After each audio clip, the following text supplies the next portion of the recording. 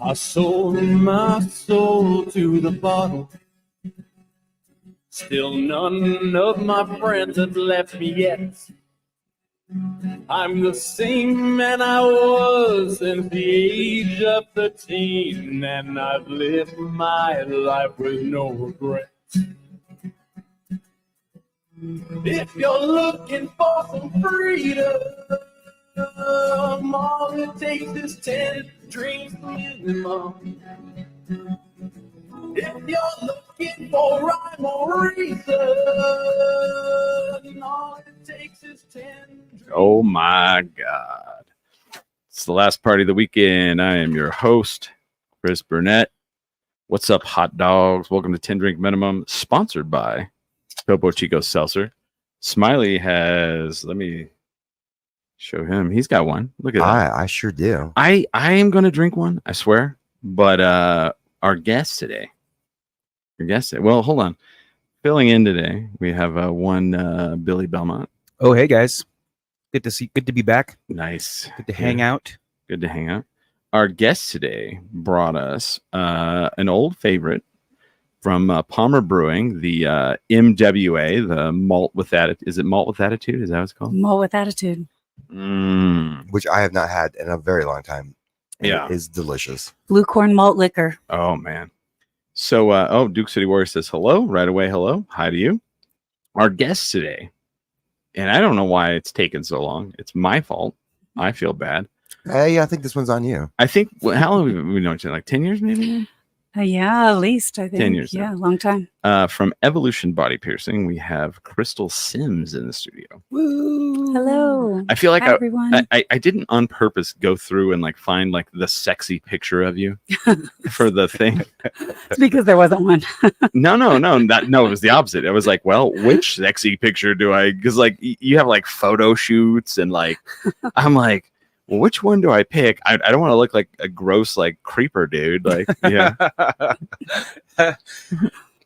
That's fair. That's fair, right? Like, it's like maybe there is some play, Yeah, like a group shot of a bad angle. Yeah, where's the let me find the best. I need to start doing that for guests. Like, just go find like the worst picture of them that they've been tagged in. Oh, that's the worst. Because then it's like They're just in the background, and their chins, they're all like doing this, so their chin is all doubled up.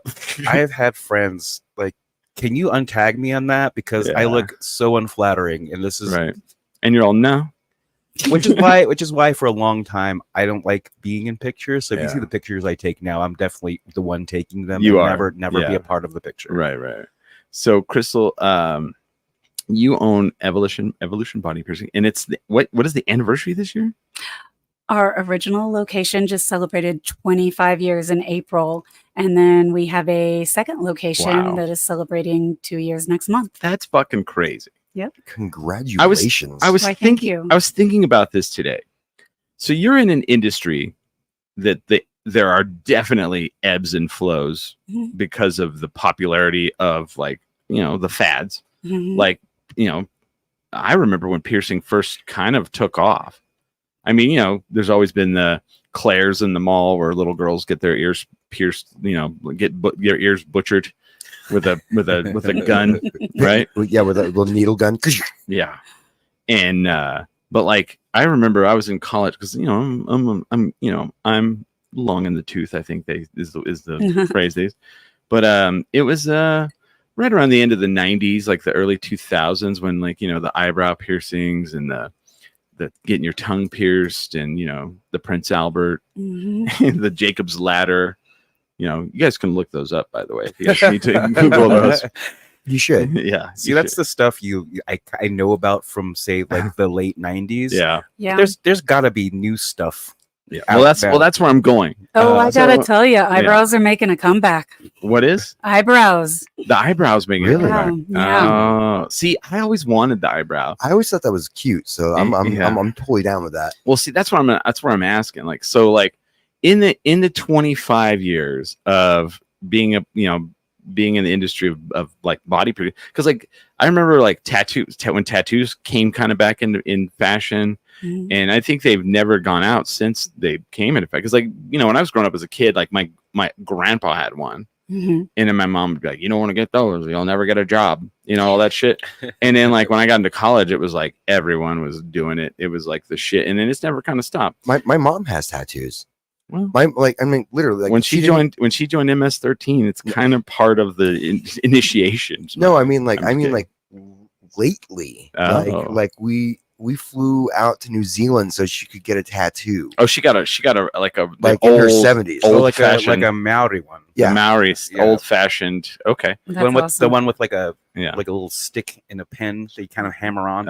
Duke The City. indigenous ones. Oh, Duke City Warriors says, I'm surprised I never got any piercings growing up. Well, I am surprised too. You know what it is, Chris? I realized it the other day because one, I don't have tattoos, and two, I don't have piercings. Not that I don't. I have all the ideas of where I want like a tattoo or if I want a piercing.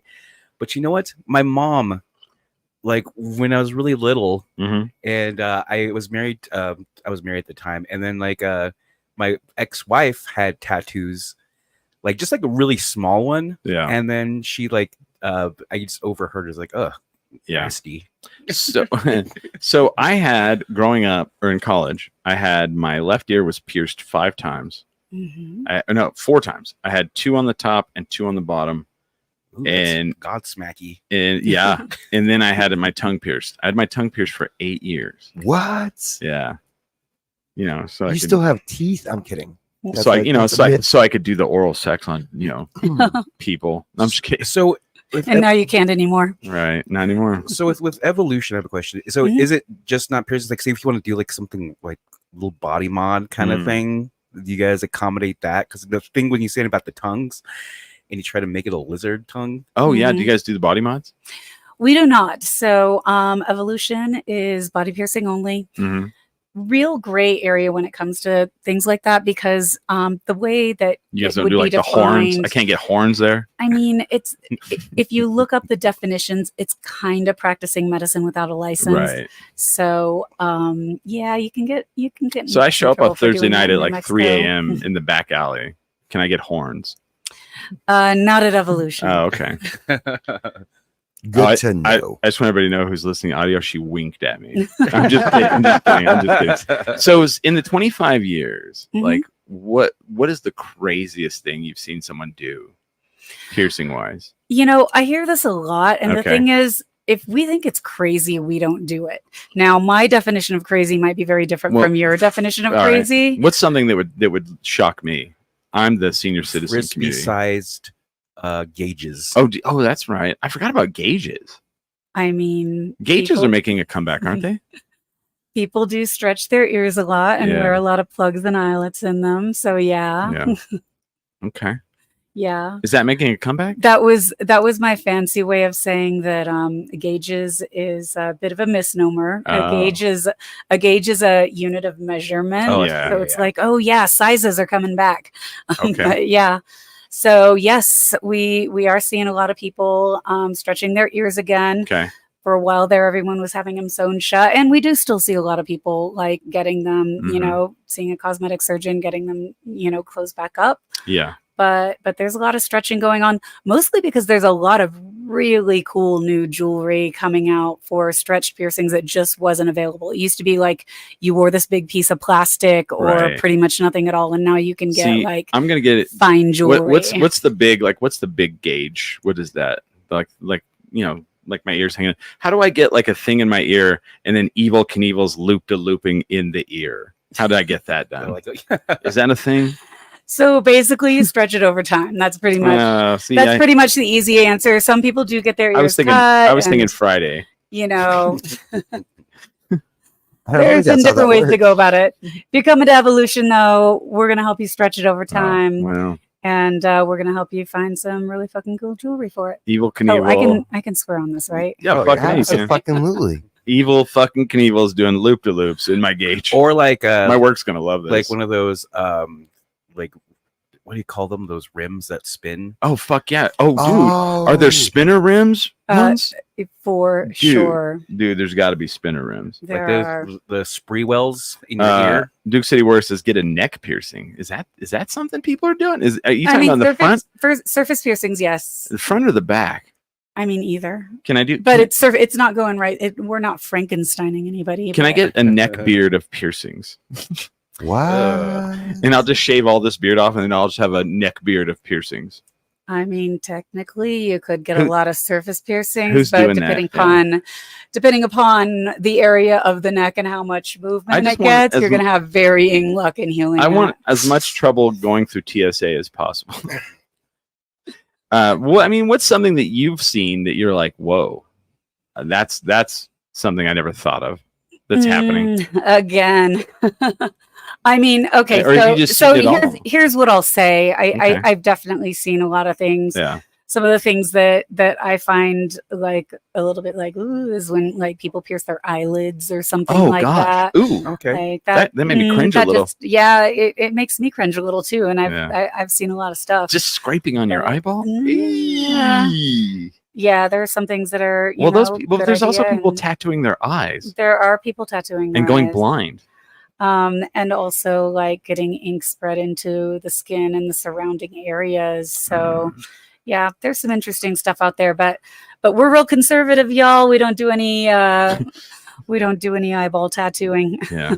So the Albuquerque community, Mhm. and I'm guessing you've either are in contact with other like cities. Do you think that Sure. we're like they're all the same, or is Albuquerque kind of like pretty like conservative? Absolutely not. Okay. I mean, if anything, Albuquerque is very progressive in Mhm. that, like, you can go into more, like restaurants and banks and, just general places and see, the person who works there serving you have tattoos and piercings a lot more than in many other places across the U.S. The one I've I'm noticed. seeing right now that's kind of a new one to me is the nose, like where they get the piercings done and then they have the little chain that goes across the nose. Oh, That yeah. seems to be like all the rage right That is now. definitely all the rage right now. And No by that, I kidding. was at Palmer Brewing, and all of your employees were there, and they all had that. Yeah. Yeah. And then people see it on them and they're like, Yeah. I want that too. I mean, We're that's doing a lot of custom chains right now. yeah. I mean, that's smart though, Yeah. because people walk in and they're like, I didn't even think of that. I think I want that now. What is something that's gone out of style that you were like, oh man, I kind of thought that was cool, but now it's out of style? At one point I would have said the eyebrow piercing because I had my eyebrow pierced back in, Oh, man. 1993 or something like that. Yeah. And it went away and I took it out. It's wild to see. It It's come wild back. to see things making a comeback, I- things that we didn't see before. Well, I remember the Sandman from ECW would come out and he had like 2 in his eyebrow, and then he would like smash a beer can on his head, and then jump off of like a second story and through tables. And I was like, I want my eyebrows pierced like the Sandman. What I'm missing, and I don't know how this has not ever come back, is in the 80s. I remember the shocking thing to me, but I was like, fuck yeah, that is fucking rock and roll. Was Rachel Bolan from Skid Row had his ear pierced and his nose pierced, and he had a Chain that went. Yeah. and I was like, dude, that is fucking rock and roll. And like, no one does that. Anywhere. There are a few around, but I gotta say it's a little bit impractical. Oh, yeah. Your hair gets caught in that shit. I mean, I'm going to do from the ear down to my chain wallet, I mean, it is very much theatrical. I remember like Yeah. the only other time I ever saw that was like on Star Trek. I mean, Like honestly, like the Bajorans had that Yeah, going yeah. on, and I was like, that makes sense as a costume. but I like how you're like, that's a little bit impractical. Okay. But then I see these guys with the horns. Like I've seen a dude with like metal spikes coming out of his head. Yep. And I'm like, well, you're not wearing a hat ever again. So, I mean, until that, Yeah, or it's the- a commitment. Yeah. It's a commitment. Again, Yeah. we don't do that at Evolution, but I know, for I know. sure there are people out I there know. with it. I think what's really interesting though is that fads be what they may, over the years that we've been open, which has been 25 years, which is crazy to me it's like in a good way. our top piercings come and go, but Yeah. we've still seen consistent growth each year Oh, yeah. in the people getting pierced. It's just different. Like right now, we do so many earlobes. 25 years ago, you would rarely see anyone go anywhere other than a mall to get their earlobes pierced. It Right. was like, why would you go spend money to Right. get your earlobes pierced? And I'll there's tell just you so much why. more public awareness. I'll tell you why, because those guns shred your ear. Takes longer to heal, right? Absolutely. Because I had the gun, and then on my first one, and then the other 3 in my ear were all done by just straight needle. Mhm. So, And my brothers held me down with a sewing needle and an orange. oh wow. And then my tongue, my friend was apprenticing, so he did it in our fraternity house. He literally just did it in the fraternity house for 3 of us, and I was the only one that kept mine for like 8 years. You know, the thing is, there's this huge stigma about oral piercings, especially tongue piercings and teeth damage. And the truth is, if it's placed well Mhm. and then the jewelry is downsized, big important part, you got to get that shit downsized, get that right size in there. I have a good friend who is a piercer who has had 5 piercings in her tongues Wow. since the 80s, the 1980s, Jeez. and has 0 tooth or gum damage as a result. It's I- got to be the right size. I bit through like an acrylic one time. That was about it. Yeah. But like, so I was like, well, I'm not gonna do any more acrylic ones. The biggest problem to me is I would always play with it. I'd be like, See, Yeah, now I got that's a habit you got to break. yeah. Well, I don't have any more, but you know. Yeah. But you could buy them where they were like flat, and Mhm. so you couldn't even see it. If like like people are like, oh, you have a job, you have to take it out. I'm like, no, you just get it, or clear ones. Yeah, Those we clear ones. used to have these ones called no-see-ums. Yeah, that's awesome. And that's like a C-U-M-S. But So- Wow. So is there like first of all, like I'm sorry, but I don't know, but is there like an age limit?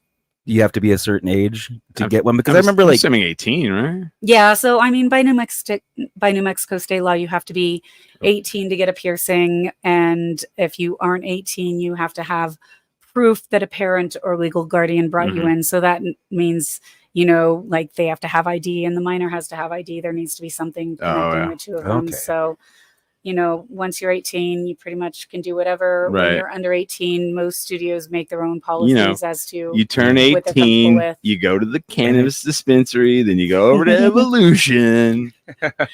Yeah, it's a I'm big fun kidding. day. no, it's one of those things. Like now, I'm listening to all these questions. Like, what are the big conventions? Oh, Are you part she of the? just Are you part of the law? Got back from Las Vegas?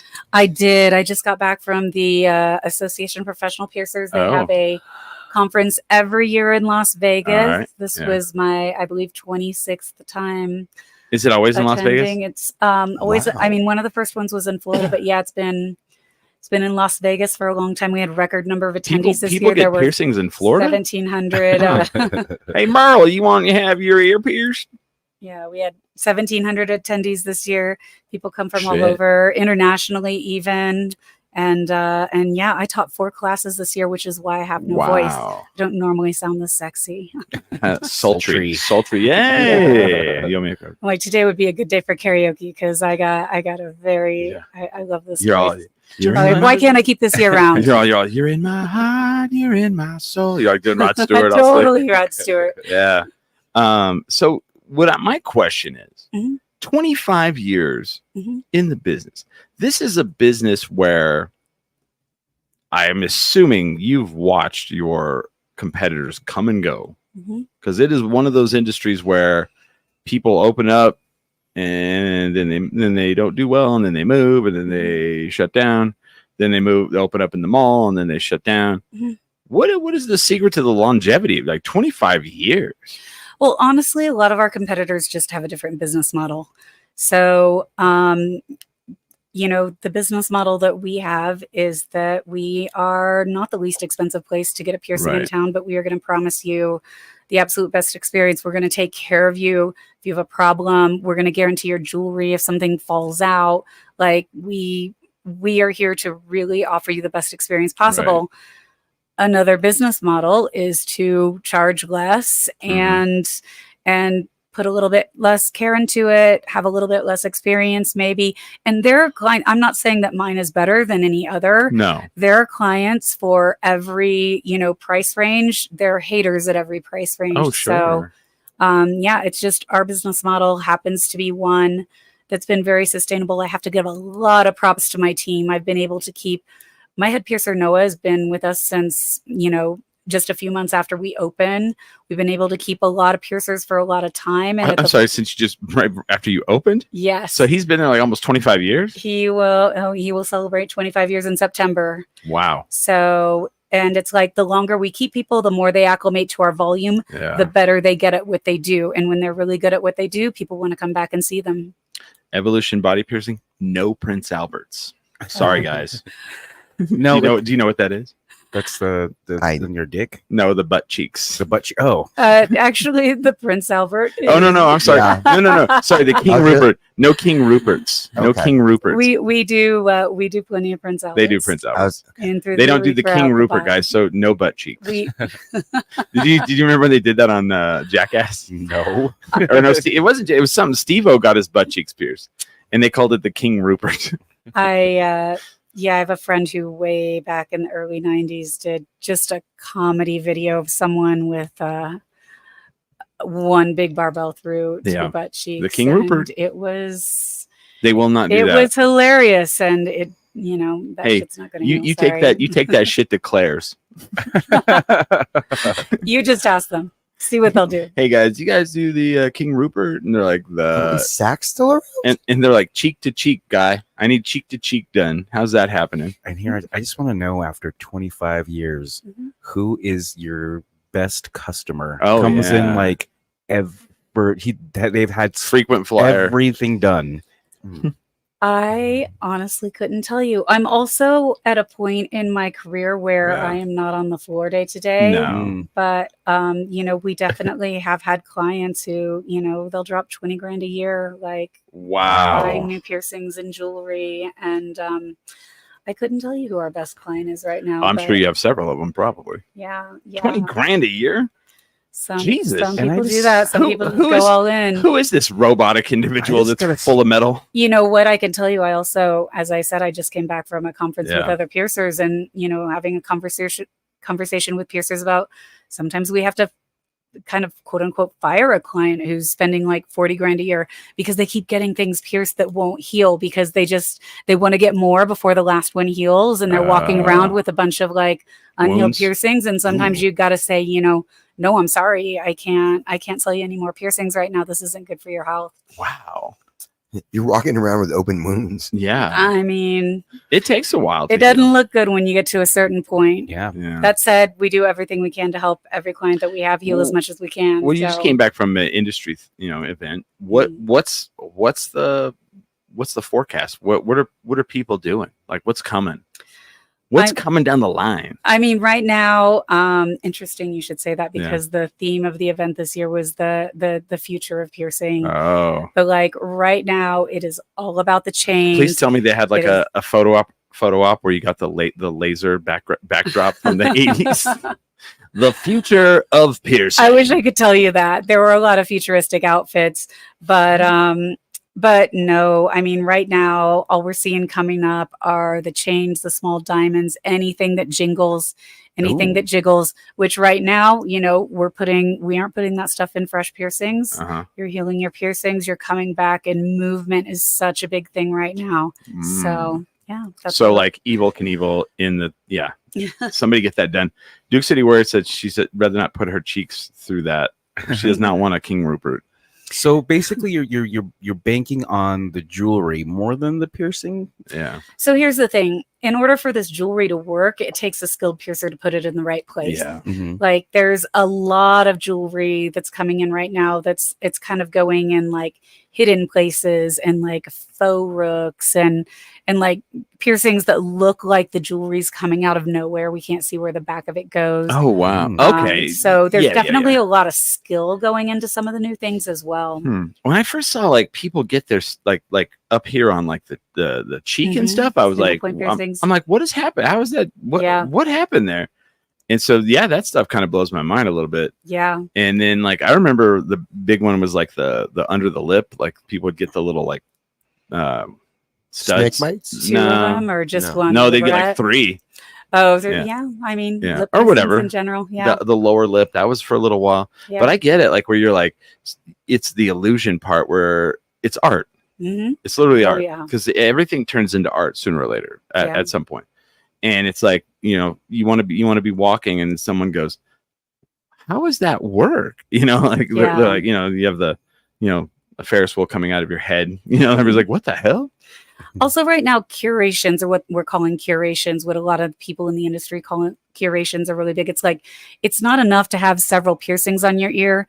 The jewelry all has to match. We want like stones that complement each other. We want the same, you know, gold tones. We want it to be balanced in a way You that's want it to not match like your all on one shoes. side. Yeah. Maybe you want it to match your shoes, but generally you want it to like look cohesive with Okay. the ear and look very balanced. And Oh, so so you're seeing like a whole curated like look. absolutely. Like when you guys pull out the sheet, it's got like it's got like a mannequin's head drawn on it, and you're like, okay, we're gonna do your cheek, then we're gonna go to the eyebrow, right? And then we're gonna do the upper ear. Well, we can like just take a picture of a client's ear and start Oh. showing them what different jewelry would look like. yeah. And this is something that happens over time too, because Yeah. like if somebody wants, you know, like say 10 curated piercings, they're not gonna heal 10 piercings No, all no, at no. one time. So it's like, okay, we're gonna start with these 3, but we're gonna plan for your next appointment. Like But once y- these are see, healing, That's smart. we already got the jewelry picked out for these next 2, and wow. it just kind of evolves from there. That's smart.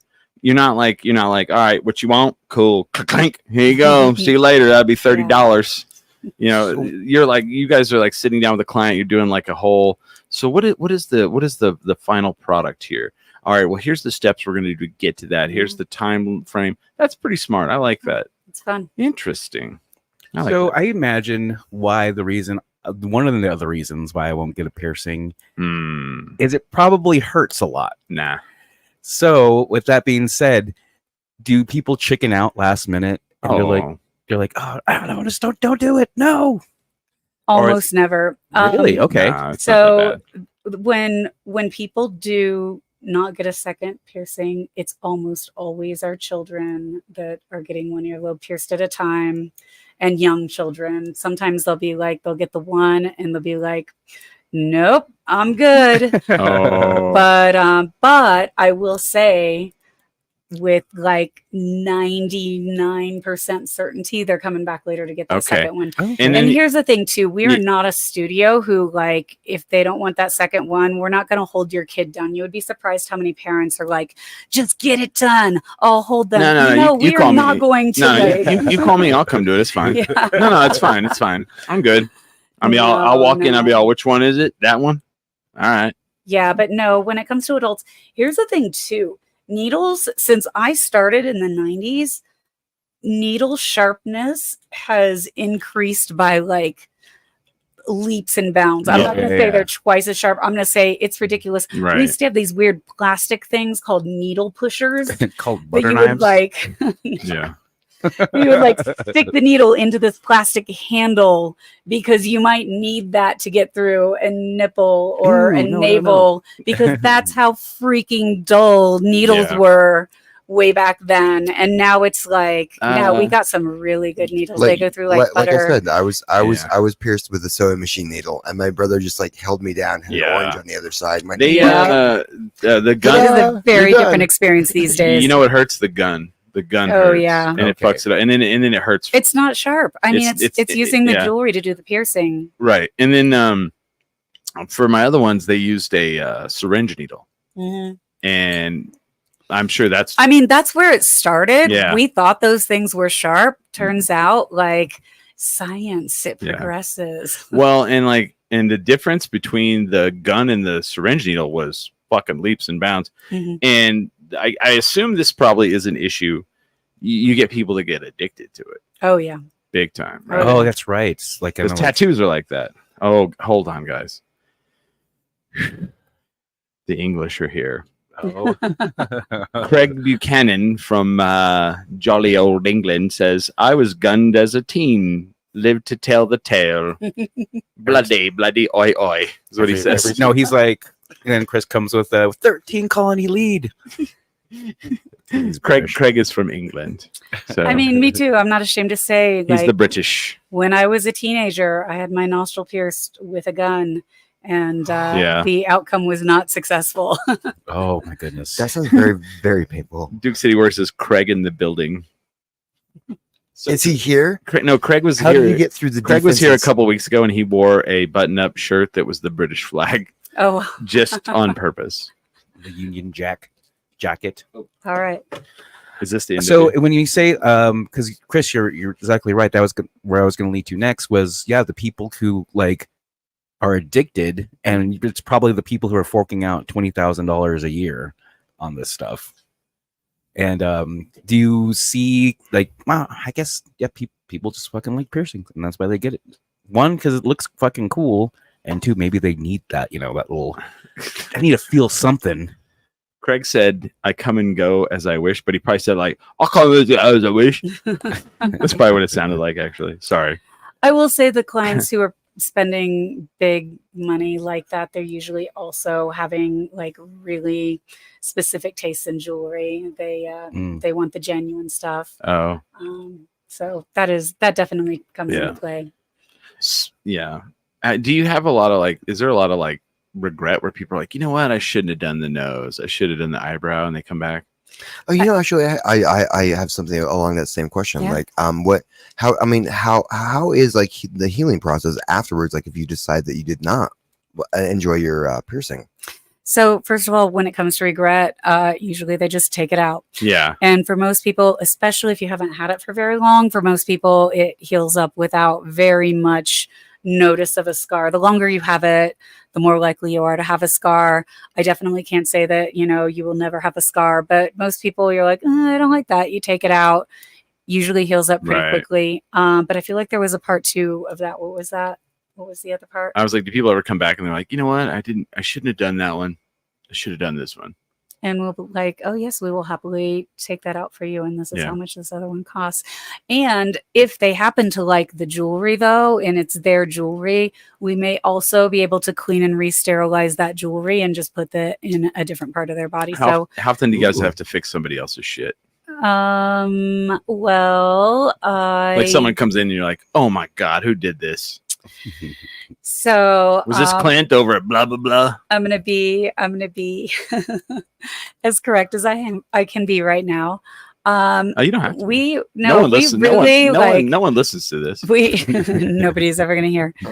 My employees are very much taught to not talk shit about other shops. I'm not saying talk shit, but but does someone But there are times when something is like, I can see based on the angle of that why you're having some difficulty healing it. It's stabbing into your head. I can see. I mean, sometimes you can't, and I mean, quite honestly, it's a very real thing that if something is pierced at an awkward angle, doesn't matter how long they have the piercing, some people just won't be able to heal it. And so, there are times that we, do removals for people. We usually, unless we're not piercing in the exact same spot. Guys, we're going to do an extraction. We'll usually, we're going to do an extraction. Clear the floor.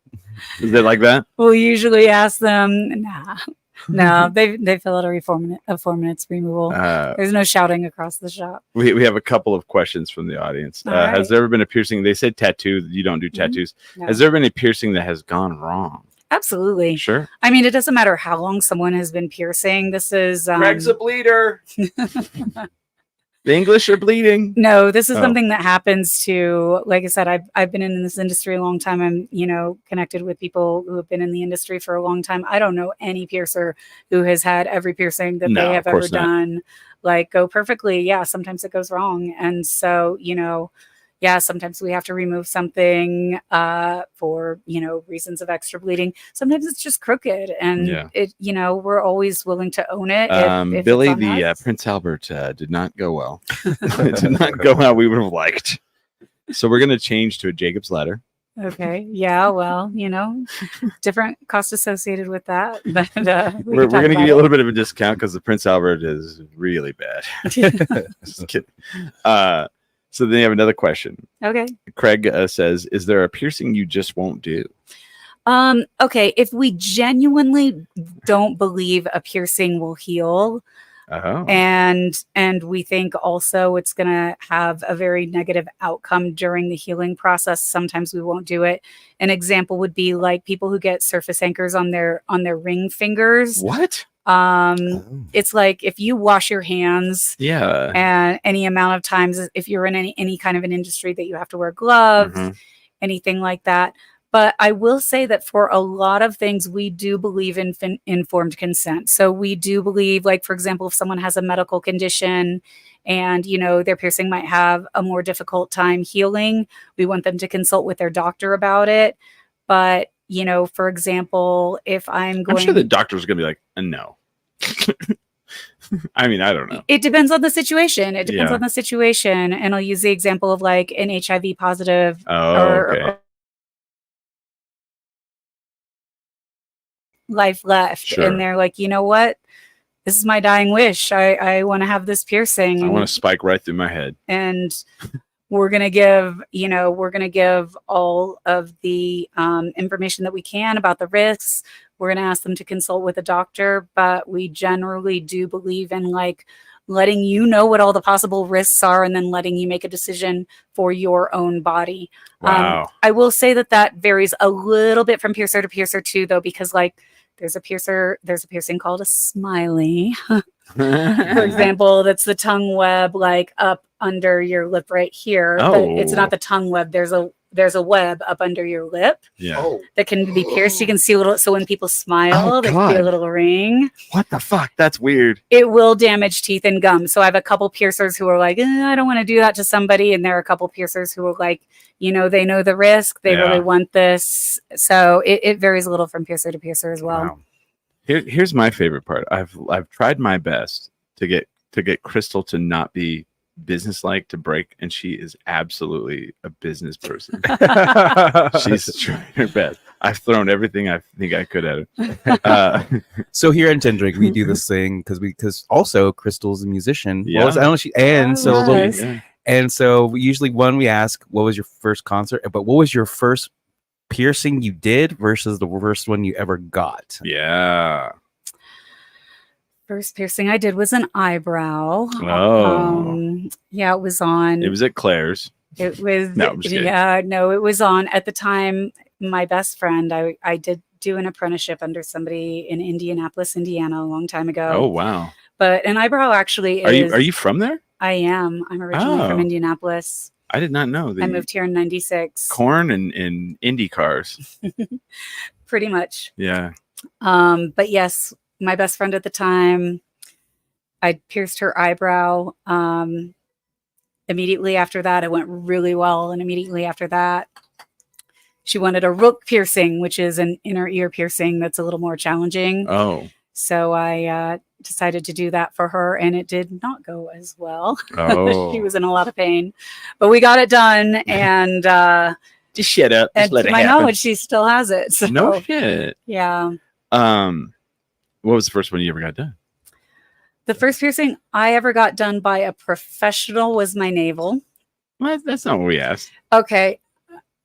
That is. No, she said we said what's the first one you ever got done. She said by a professional. What's the first one you ever did? Oh yeah. Because when you said by a professional, that means somebody else did some shit. I had well, first I had my upper ear cartilage pierced in a mall, like with a piercing gun. Yeah. I had my nostril pierced in a mall with a piercing gun. Really? And then I didn't know they did that. Oh, actually, it wasn't in a mall. It was at a beauty supply store. Oh, even better. In Indianapolis. No, it's fine.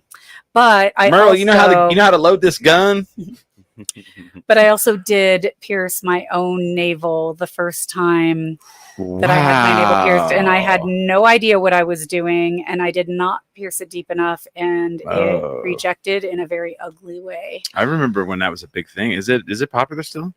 Navel piercings, yeah. Because I remember they would do the navel piercing, and then they would have the chain that would go all the way around. Oh, here's the thing too. The first time I had my navel pierced, I had it done with I don't know how many people will relate to this, but a 14 gauge half-inch ring, which is basically a very large ring that sticks out really far from the navel of I was quite thin back then. She had hoops. There was just like this giant thing obtruding from my navel, and that also did not heal well, but that was the result of me going to someone who was just learning himself, and I later had a more successful navel piercing. Here's a good question from the chat room. Okay. Have you ever pierced a celebrity?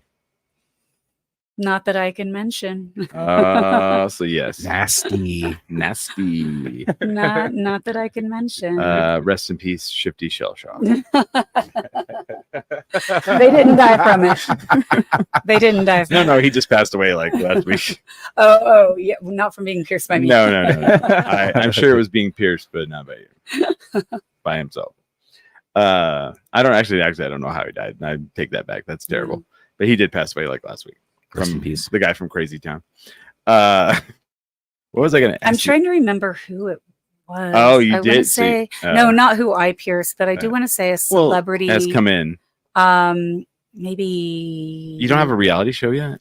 I saw, No. what was Carrie Hart had the tattoo shop in We did get approached at one point Yeah. about a reality show, but it's like I already have I a know everybody business. says this, right? but I try to keep the drama at my business to a minimum, and Right. I'm like, inviting a reality show in just sounds like a terrible idea. So why are you getting this pierced? Well, my mom passed away, and so like it's not the same with a tattoo shop because like on those tattoo shows, like every other tattoo is like, well, my father passed away, and I wanted to get something that reminded me. It's always that, right? Mhm. And it's like I don't think the piercing world is that. No, dead. it'd be canceled in one season because Yeah. actually they all get along, and Yeah. it's they're farming rage Oh, from like it'll big, be like big that. clientele. Well, honestly, It'll be like that Tony Danza. Is it one? no. So they were like, we're gonna make you a teacher at this school, and we're gonna do a reality TV show. And Tony Danza's like, okay. And then he went and became a really great teacher, and there's no drama, and they refused. Hey, yeah, they, the kids love him, the kids loved him. and so And it got They're canceled. like, oh, and yeah, so we he can't could sell this. continue to teach there, like after the reality show had folded, and he continued to That- teach that there would've for like another year. Wow. He's all. I'm gonna do roll. What's your name? Angela. Angela. No, That's it's because he amazing. thought because it was like whatever at an inner city school, Yeah. and it's like, oh yeah, it's going to be bad news with all these troubled youths. No, they all loved. He turned out to be a fantastic teacher, and Well, I have That's- to say, like, one thing that comes with piercing, Right. though, is it is something that, like, someone after abuse or trauma, Yeah. this will be like, this is me taking control of my body again. This is me reclaiming my body. That's a good point. No one wants to put that on TV. No. And if they do, I don't want to be the one, like, projecting that. So See, that was me. I was like, yep, I have trauma. Go ahead and pierce it, Prince Albert. And they use that's exactly what we say when we do those two. Papa. No, they use like a staple gun kind of device. It's kind of nice. Cha-chunk. It goes cha-chunk. But it only goes from the top, and they lay your penis on the table and they go down. I'm kidding. Crystal I just Yeah, looked at her yeah. face. Her face, I wish Like, I'd had that on camera. mm. She's like taking a drink, and she did like I did that. She goes, like, wow, like Jesus. I'm glad we don't do that. Yeah. All right. It's pretty funny because like I was in the hospital, so I've gone to the doctor a lot recently, and then we had all the vaccinations, all that shit, and so I've had blood taken a lot. So I had my gallbladder removed. So I go to the hospital, and the lady comes over, and they're gonna give me an IV, and she goes, "Do you hate needles?" And I'm like, "Not anymore. I've had enough in me. I don't seem to care anymore." And I was like, "The only thing I need is to not see it." So. Do you have people that come in and they're just like, I can't, the needle, they have the needle fear? Absolutely. In fact, we quite purposely place the needle, clear side down on the table. Mhm. And what's interesting too, though, is you would be surprised that in the piercing room, we very often have to worry about their friend that they brought with them more than we have to worry about the person being pierced when it comes to Yeah. someone getting lightheaded or potentially fainting.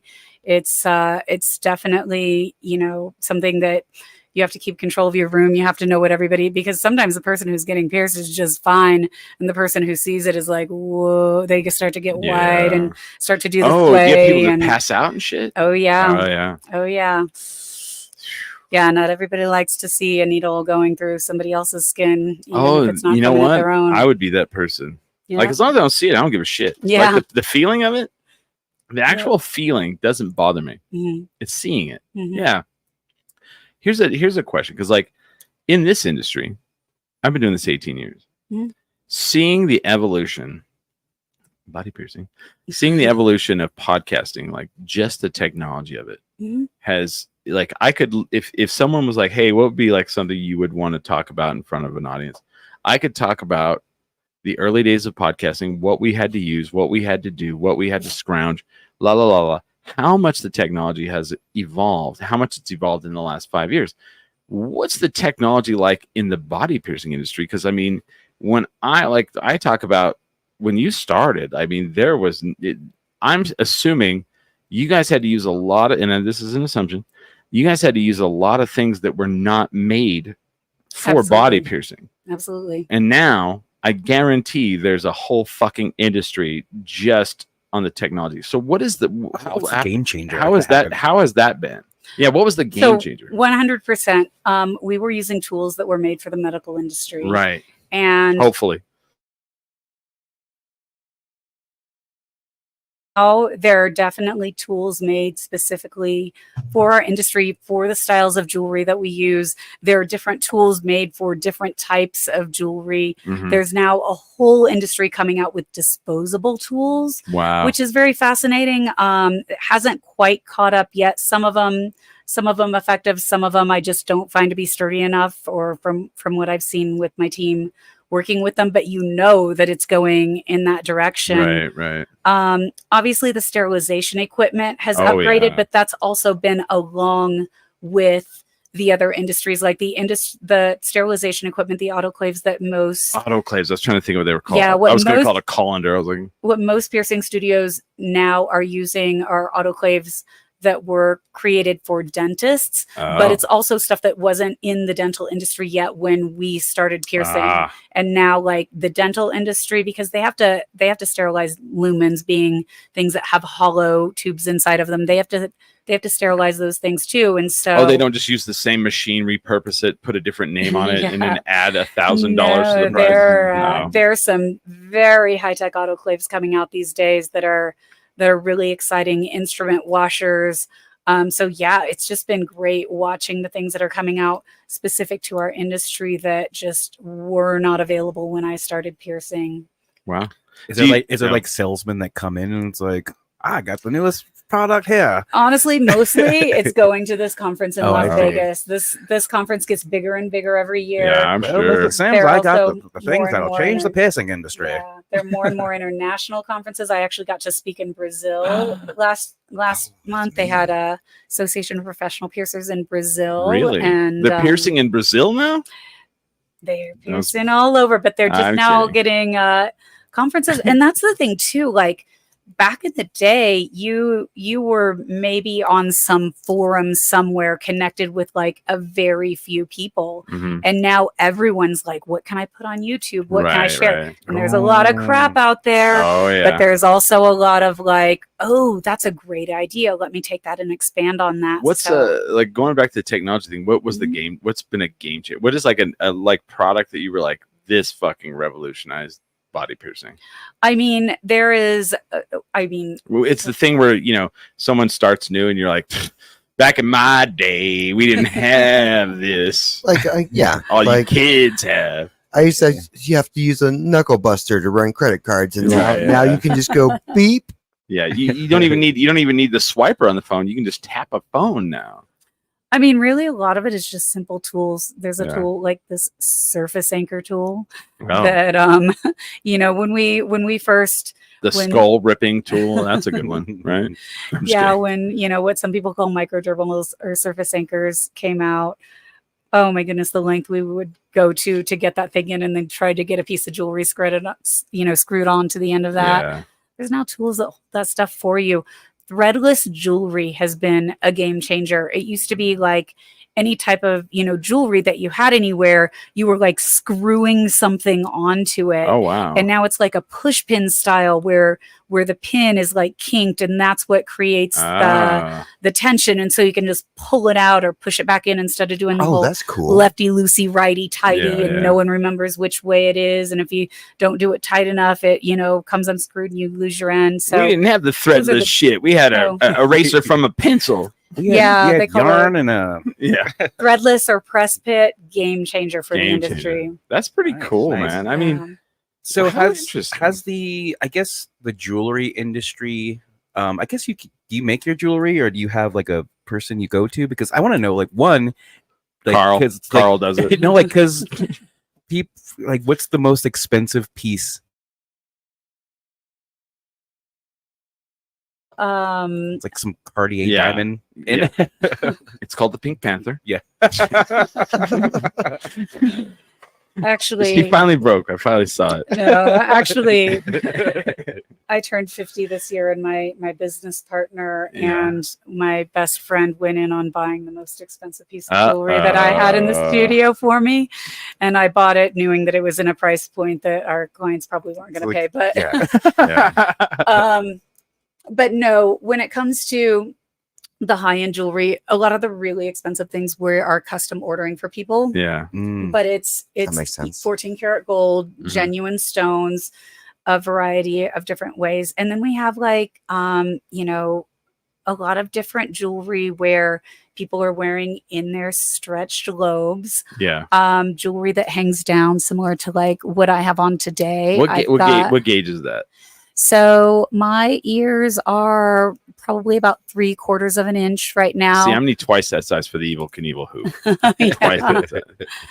But I've got like an ammonite, and I've got a rutilated quartz beneath it, and these are all mixed and match with what they call a spreader, a saddle that I have. Okay. And so we sell a lot of those, and they get into a higher price point depending upon, like, I just bought a pair this year at conference that, you know, was sapphire and Apache gold or fool's gold, you know, Yeah. quote unquote. So we definitely get some higher end jewelry in that So way as well. 65 grand for that piece I'm talking about. That's what he's talking about. That's what he's- It wasn't 65 grand. yeah. Wow. Oh, wow. Yeah, Right, but don't higher. don't try and come steal the 65 grand piece of Yeah. jewelry. It's not there. So after here's the question I have about like the gauges, like Okay. the ear when you have Sure. your ears gauge. Yeah. Do they just get sore after a while, or is it no? No, so I mean, there are different things that we recommend. Like for example, resting. When Uh-huh. you're wearing large jewelry, you don't want to wear something that's like heavy and giving weight on it all the time. You want to let your ears rest. You want to massage. Talking your microphone is what I'm trying to tell you. Oh, I'm There you sorry. go. Yeah.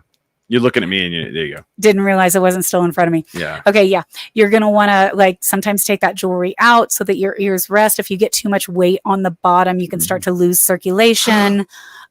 So yeah, we do, when we have stretch piercings, we do a lot to keep it healthy. Also, you know, if you're wearing heavy jewelry, sometimes you don't want it to stretch more because you don't want it to get too big that your fancy stuff doesn't fit. So, you know, sometimes like for me, for example, I generally don't wear jewelry in my piercings at night Mhm. because they're the size that I want them to be. I don't want them to get any You don't wanna bigger. stretch. I let them rest and let the tissue, you know, Okay. just recover at night. Because I've been looking at these 3/4 gauge hematite New Kids on the Block album cover Sweet. gauge earrings Yeah. on we- eBay, and I'm hoping that I can get there. It's like So, Yeah. your new look. Yeah. All right. I'm all down, man. yeah, they're coming here, by the way. So Smiley, we have a cat, or Smiley has a cat, Yeah. and he loves him so much, but he thinks that Alfred needs a piercing. Do you pierce pets? Yeah. Well, what's the pet piercing? What pet piercing Never policy you guys said have? So we are a consent only studio. So if you can teach your cat to request the piercing and Sign off. sign the release form. Yeah. We can do that. Yeah, Then, I can do that, actually. then- That's easy. Yeah, Yeah. Yeah. Do you accept it? He'll email it to you. He already talks and opens doors. Yeah. Do you mind a signed PDF from a cat? Is that cool? Yeah. Is that a thing? Yeah, we're going to need a verbal consent and a signature. All right. He can say yes and no. He says hello. Yeah, he does. He says hello. Hello. And then, which is I love you. Way creepier. So no pets. Gotcha. No pets. Okay. All right. So you're gonna shop. This is. Sorry about that.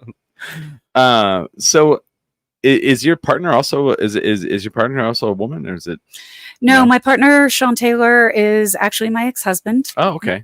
We were dating when we opened Evolution, and we got married, and then we got divorced. Okay. And then we actually are still excellent business partners. I could not be more grateful for him. I couldn't be where I am without him, as I don't believe he could be where he is without me. Right. We just have kind of a very good arrangement. Nice. Ooh, can I get one of those sponsored Yeah, beverages?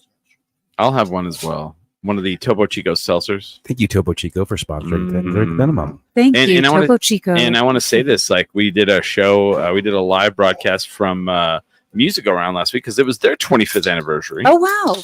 And can I get one too? No. And Topo Chico, it was so funny. Smiley and you drank with us, didn't you? You were there with us, right? Well, I was Yeah. there. I wasn't drinking with you guys. Oh, they only allowed me and Smiley to drink, and Craig came down and he Englished up the place. And they only allowed us to drink, none of the employees. So we were like sitting there in the middle of Music Around just drinking. And the employees are actually like working, selling like drums and like bass guitars and stuff. And it was kind of funny, but yeah. Oh yeah, no, just us. There. Oh yeah, you guys are fine. Yeah. We'll just throw this away whenever you're done. So did you guys have a big party A party. for your 25th anniversary? We did a fundraiser at the studio for Animal Humane of New Mexico, where we donated 25% of our sales that day to Animal Humane, and we actually had them bring a van out with adoptable pets, and we got all the adoptable pets adopted. So very proud of that. And then just a couple weeks ago, we had our anniversary party for our employees, and we did like kind of a red carpet themed event. Okay. And, I was like, all of that sounds like not a party. we did a bunch of awards. We were kind of trying to model the Dundies from Oh, that's fantastic. The Office, so everyone got a Goofy award. And, Oh, man. yeah, we had a good time. No, but I've been in your shop one time, Mhm. and yeah, it's like really like nice, like high end, kind of like spa aesthetic kind of thing. Whereas like I thought like a piercing studio would be like Smiley and I would be with like a little sign like get pierced $15. Right next to the cannabis and the Yeah, they're used to, when we first opened, there was a business like 3 doors down from us that had a permanent banner outside, any piercing, $25, jewelry included. And that's definitely not our vibe. And when people come in, they can tell it. But honestly, I don't even get offended if people are like, hey, what's the price? And then they're like, oh, we're going next door. I'm like, hey, there was a place that's not next. our client. Like, wait a minute, you had a competing business next door? it was on the corner of Washington and Central, and we are Mhm. a block and a half away from that. We're between Adams Who and was there? Central. Who was there first? They were there first. Oh, They were there first. did they have the and, $25 thing before you moved? They had the 20. Yeah, we fully knew what we were walking into. in? Home of the $2 install. Yeah, it's really Yeah. fancy if you go in there. Yeah. It's like holy smokes. Well, I 20 mean, see, here's the thing. We wanted that spa vibe because most Yeah. piercing in New Mexico at the time, and still we're still Albuquerque's only Mhm. like solely piercing. But most places you walk into a tattoo shop, there's like flash all over the walls, there's buzzing, there's all this stuff, and we're like, how do we make people feel calm when they come in here? Because let's face it, Yeah. most people getting pierced are a little bit nervous. Ah, fucking Lulu. So we just like leaned into the like, how many plants can we get in here, or how much natural looking. Chris, before your Jacob's Oh, ladder, would wow. you like a cucumber water? I just always assumed. I always Yeah, assumed it's that totally that. and It's like you need a fresh towel. Would you like a fresh towel? I was used to like Saks on Central, and Yeah. that place was terrifying. They Yeah. had like big leather bears outside, and they're like, Oh, that I place. just want- Oh, shit. I just wanted my other earlobe pierced. Yeah. Yeah. Before we stab through the tip of your penis, would you like a hot towel on your neck? It's very This is refreshing. so much better. It's very refreshing. Cucumber water. It's a vibe, We all got our different clientele. Some Yeah, people yeah. are like, fuck yeah, pierced leather bears. Let's get in there. I know it. See, now I know the place. and like, and here's how I am. Like, if I'm going to go get my Jacob's ladder, the $25 jewelry included probably is not the place I want to get my Jacob's ladder. All I want people to do is Google Jacob's ladder. Yeah, you're obsessed with this, man. Do you know what it is? Yes, I do. Yeah, it's disturbing. You keep saying it. I just want to know how people have sex with that. Oh, You know? they do. How? I think that's like the entire point. I'm not. I'm gonna find out on my own after this. Okay, Billy. It has to do with the penis Uh-huh. and a ladder. Oh. Okay. Well, Now you know. I mean, I'm sure someone could search it on a cell phone, right? Oh, I'm sure, but we're not yet. Probably not. I Gonna put that, just probably not described going to it. put that online. I just described it. But I'm like, do people still do the thing where they would like get like piercings under the skin, like in their penis?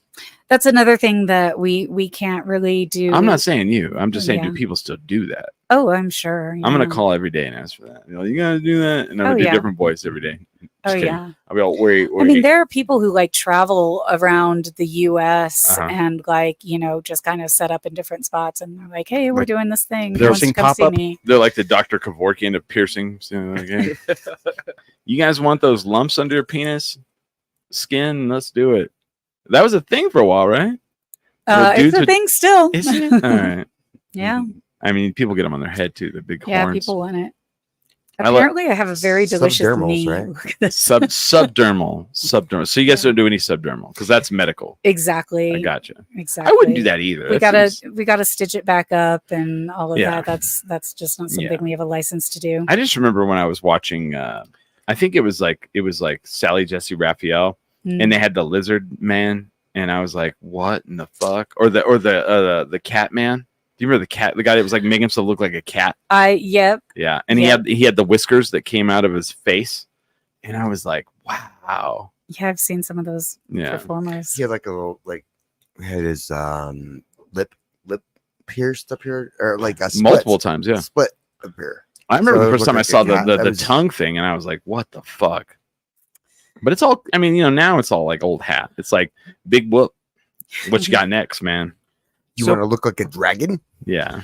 So being on the boards that you are as far as piercing in New Mexico, does that mean you are you involved in like regulation or like legislation if it ever comes to piercing, or you have a say in any of that? So I'm no longer on the board. When body art first got regulated in New Mexico, they had assigned the board of Barbers and Cosmetologists to Yeah. regulate that board.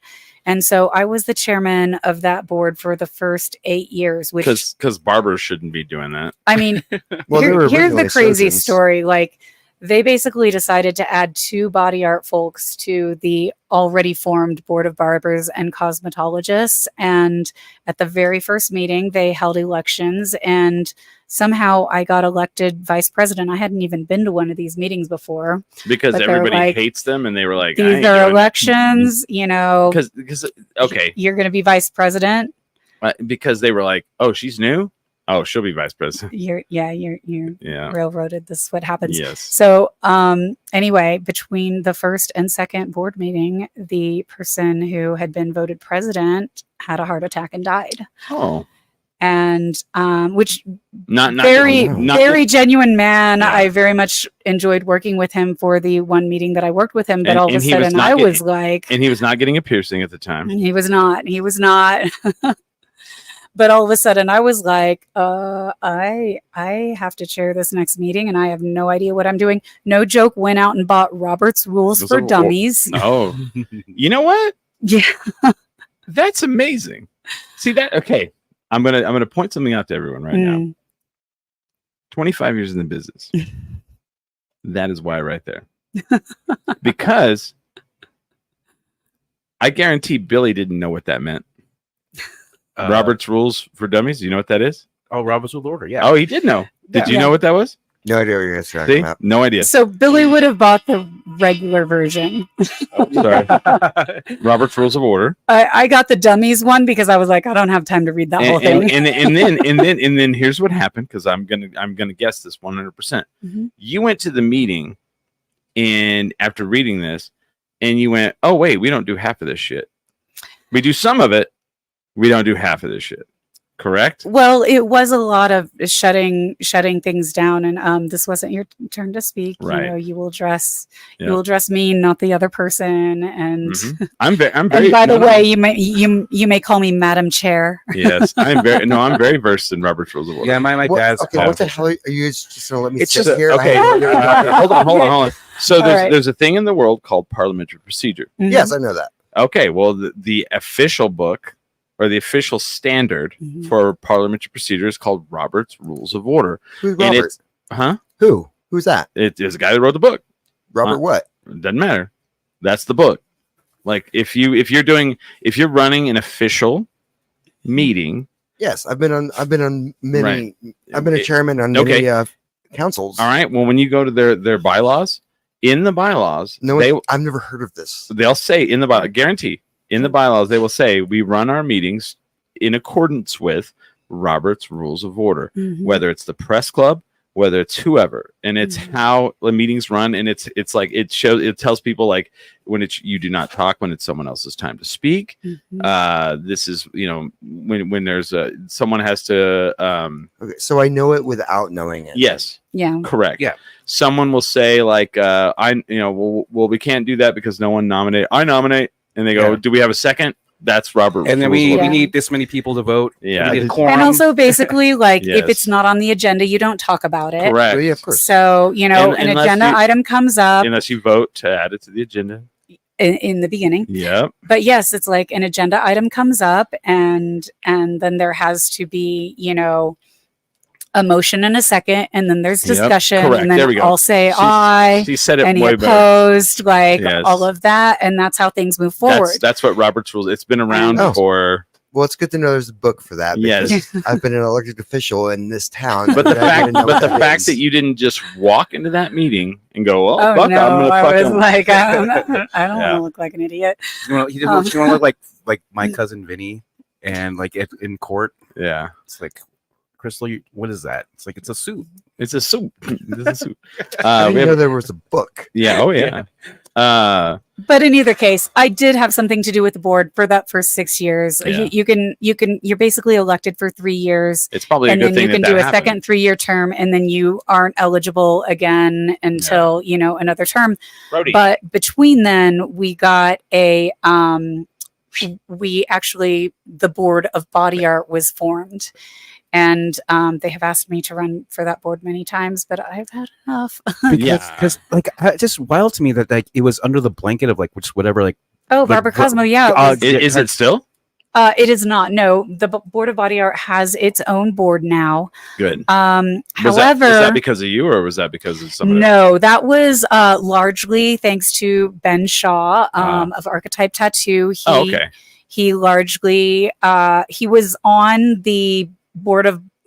So when Jespa and I were the first two body art board members on the board of Barbara Cosmo, Okay. and Ben took Jespa's spot at Jespa's recommendation. They worked together at the time. Uh-huh. And Ben lobbied very hard to get the body art to have its own board. So body Good. art has its own board now.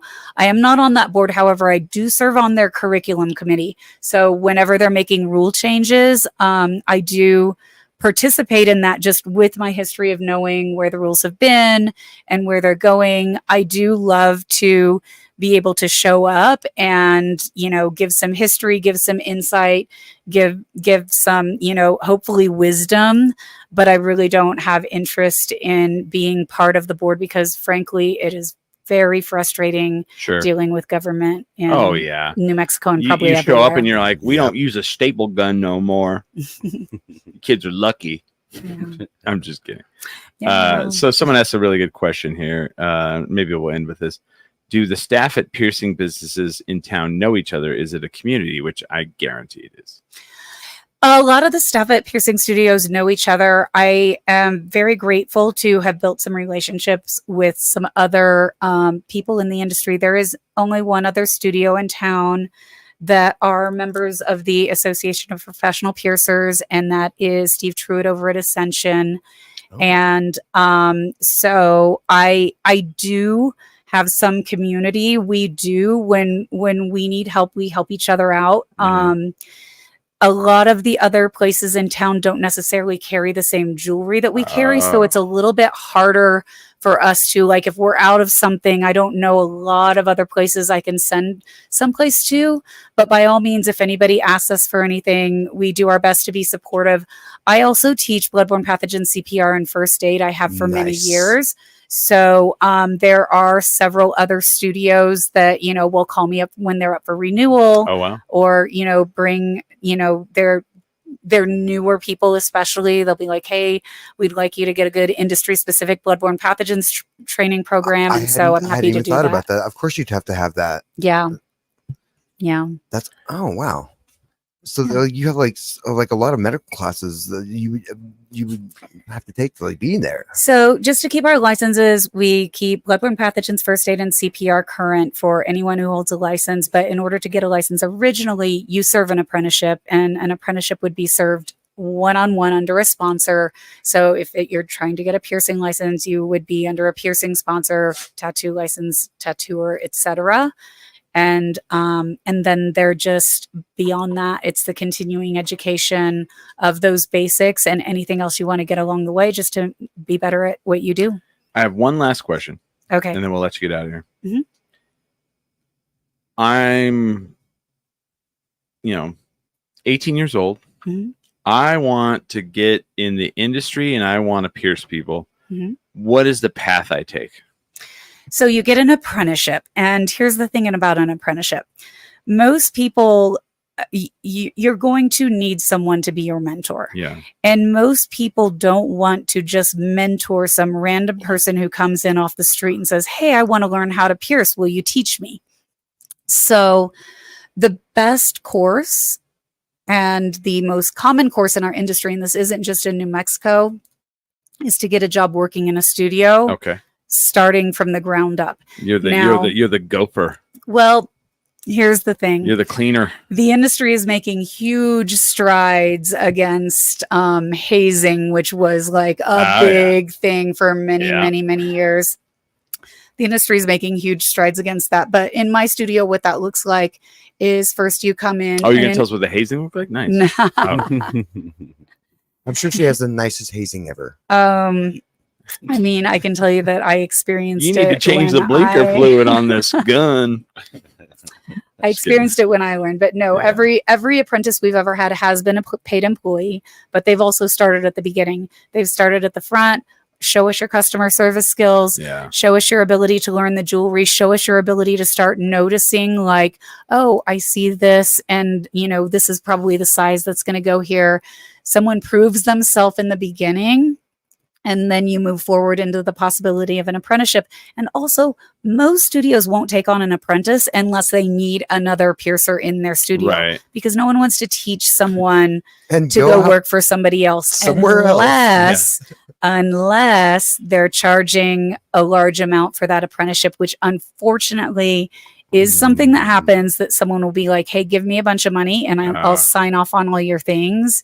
You can go get your license. And that Pay is for an play. unfortunate thing Yeah. that happens sometimes, where people, then they can't, there's a state board exam, Yeah. and then they can't pass the state board exam because, somebody wanted their money and they didn't really didn't give them teach their them. money's worth. So. Crystal's like, don't forget to fill up the water fountain before you leave today. There's a bucket. Pour it down the drain and it'll fill it up.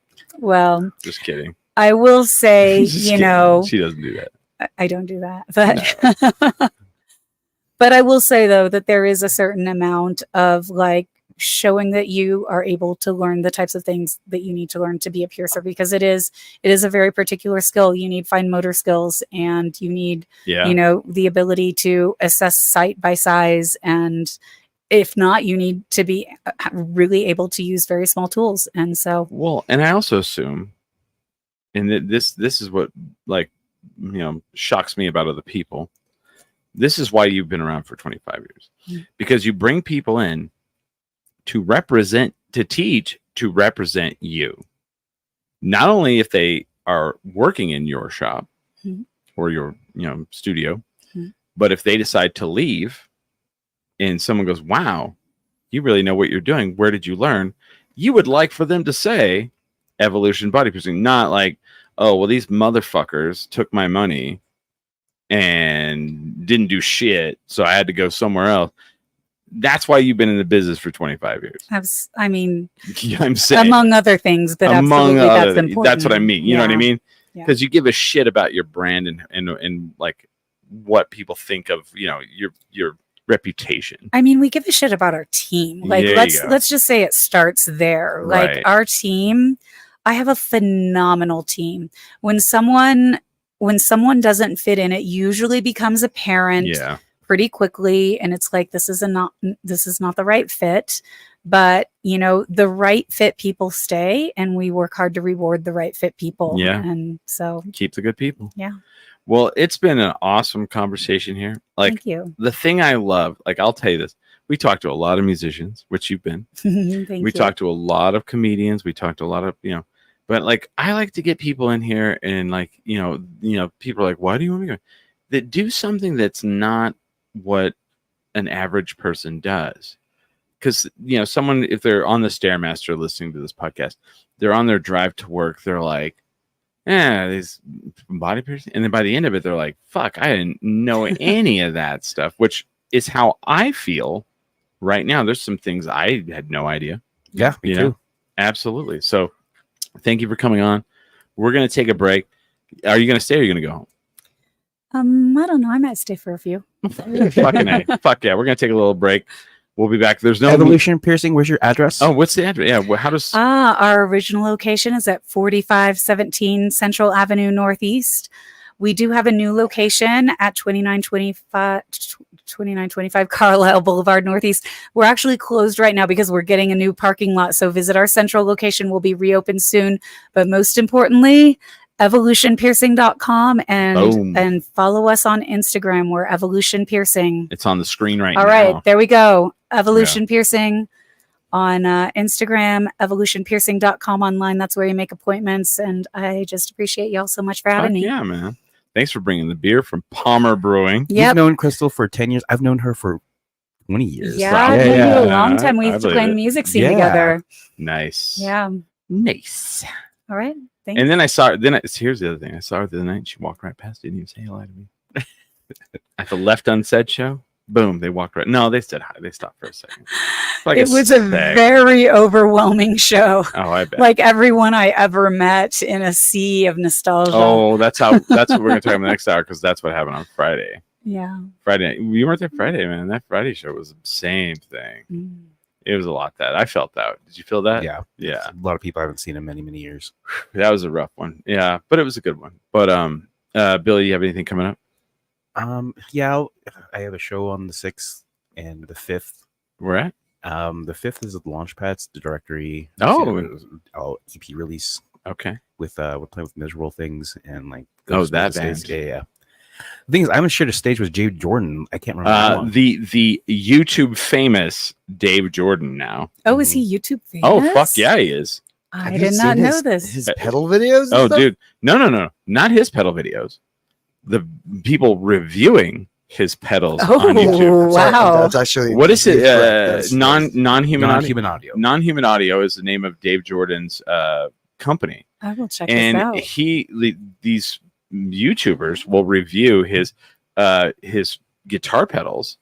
And what was it, Mumford and Sons? Like, there's like a picture where one of them has this like pedal on stage, and you're like, "What the fuck?" Yeah. You're like Dave Jordan, like, That's so weird, amazing. right? Our friends when they, like, our fucking talented friends. Anything else? No, that's it. I have not this Saturday, but second Saturday of July. I will be at the Box Theater at the Dry Heat Comedy Club for Almost AAA Cabaret, as I do every second Saturday of the month. Cannot explain to you guys enough on how much this is my favorite thing to do. Over this, it is my favorite thing to do. I look forward to this. I have purchased outfits for every single one of these. I'm not kidding. I have a villain one that's coming in the mail. I am going to be a literal James Bond villain, and I'm going to make them play. And I'm only going to say this in the show: a villain, because we get introed now because I'm one of the judges. It's like when someone's like, "Well, you don't perform at that." I'm like, I absolutely perform at that. It's like what do you call it? It's like those competition shows. Yeah, but, exactly, right? Yeah, but what's the one? America's Got Talent. Mm. We're the judges.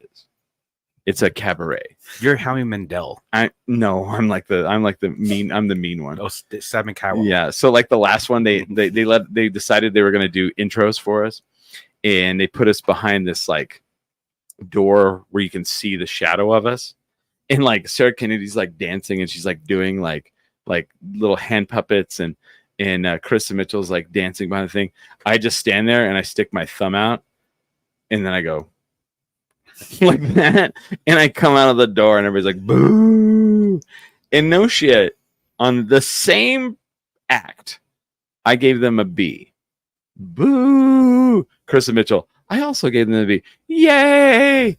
Like, what the fuck kind of shit is that? It's all his fault. Yeah, It's I his started fault. that trend. I started. People saw me booing at Chris, and they were like, Yeah. "I guess we boo at Chris now." Is Yeah, that I what we guess we do? put Chris now. Also, if you go on YouTube and you follow Duke City Championship Wrestling, I am fully back. I am a commentator with Duke City Championship Wrestling. So if you watch, probably not this Saturday, but any of the Saturdays, or the new editions of the show, I will be the main I'm the main commentator on the next 4, I think, or maybe after this one, the next 4. And then after that, I will be the second seat. I'm fully back. So if you come out to the Historic El Rey, I don't even know when the next one is. I'll have it after the break. If you come out, I am 100% back with Duke City Championship Wrestling. And then every Sunday, this show, 5 o'clock, 10 drink minimum. If you need to get pierced, go to Evolution Body Piercing. Come out and see Billy. Go to Palmer. Yeah, go to Palmer Brewing. Yeah, Palmer Brewing is If, by the house. Yeah. And Left Turn Distilling. And drink Topo Chico. So, and with that, We are are 10 drink minimum.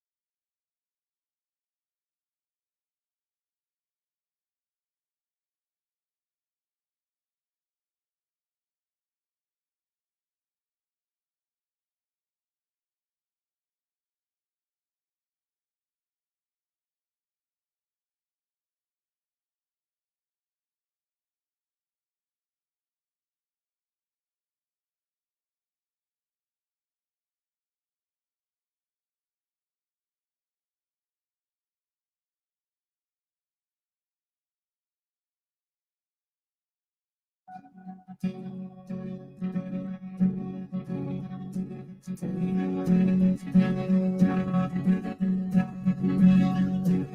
sold my soul to the bottle.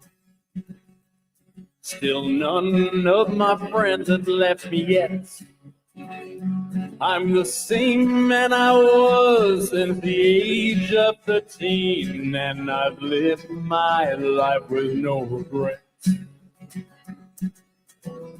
If you're looking for some freedom,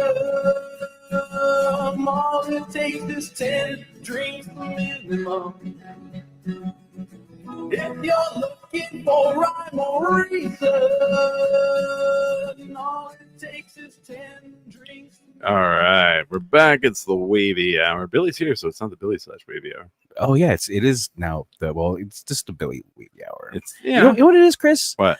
I have been on a lot of social media lately Okay. because I am on medical leave, and I'll go back here hopefully to work here in about a month. Oh. So, without that being said, I've been rage farmed. What's Rage Farmed? What? So it just means that I think there's a new direction for the show. Oh. So you go online, Facebook. I think I see it most on Facebook. So the headline will be,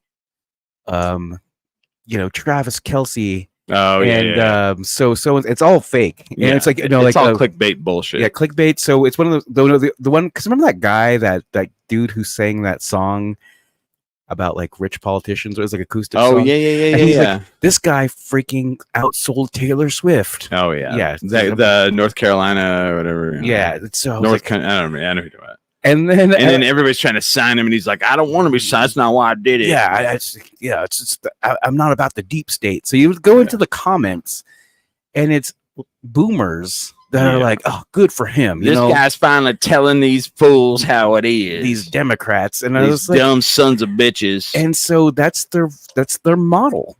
They come up with some fucking bullshit to get Yeah. somebody to click on it and either agree Oh, or yeah. be like, no, this isn't obviously true. Guy in a truck with cowboy hat finally owns liberals. Yeah, it's like Garth Brooks uninvited to Toby Keith's funeral because By he's- his yeah, wife. Yeah, because he's too woke. And then you read the comments, and it's Yeah. because this is all bullshit. It's Yeah. not true. But like everyone's like, well, good for him. And then Yeah. and it's like, I think the majority of it is one, boomers, and two, Done with them. and like bot farms that Oh, are sure. are just going there to like AI agree with it. AI Yeah. bot farms, yeah. So like you it's the confirmation So bias. we need to do that on this show, is what you're saying? Yeah, we need to say some unhinged stuff. Okay. Or, Well, I'll say them- or get a bot to do it. I'll say something. I'm not unhinged. When Toby Keith died, first thing I said was good. And then I feel bad about that. Mm-hmm. Because I did a little research, because someone said, do your research, and I went, okay. And I didn't realize some of the things Toby Keith did that people don't know. Like, he did we'll put a boot in your, all that shit. He did all that shit. Yeah. But do you know he was at like Obama's inauguration? Yeah. Yeah, but people don't know that. He was like, he was, Unless you watch the inauguration, well, but I'm saying, then you're like, oh yeah, you know what I mean, though. But like conservatives are like, he was a conservative. He's not. He was not. He was like independent. Yeah. He had his beliefs At the time when Yeah. it was fresh out of 9/11. Yep. He was putting boots in asses. But there was a lot of things about him, and I started looking into it, and I was kind of like, I feel bad now that I feel bad. I said that. Mm-hmm.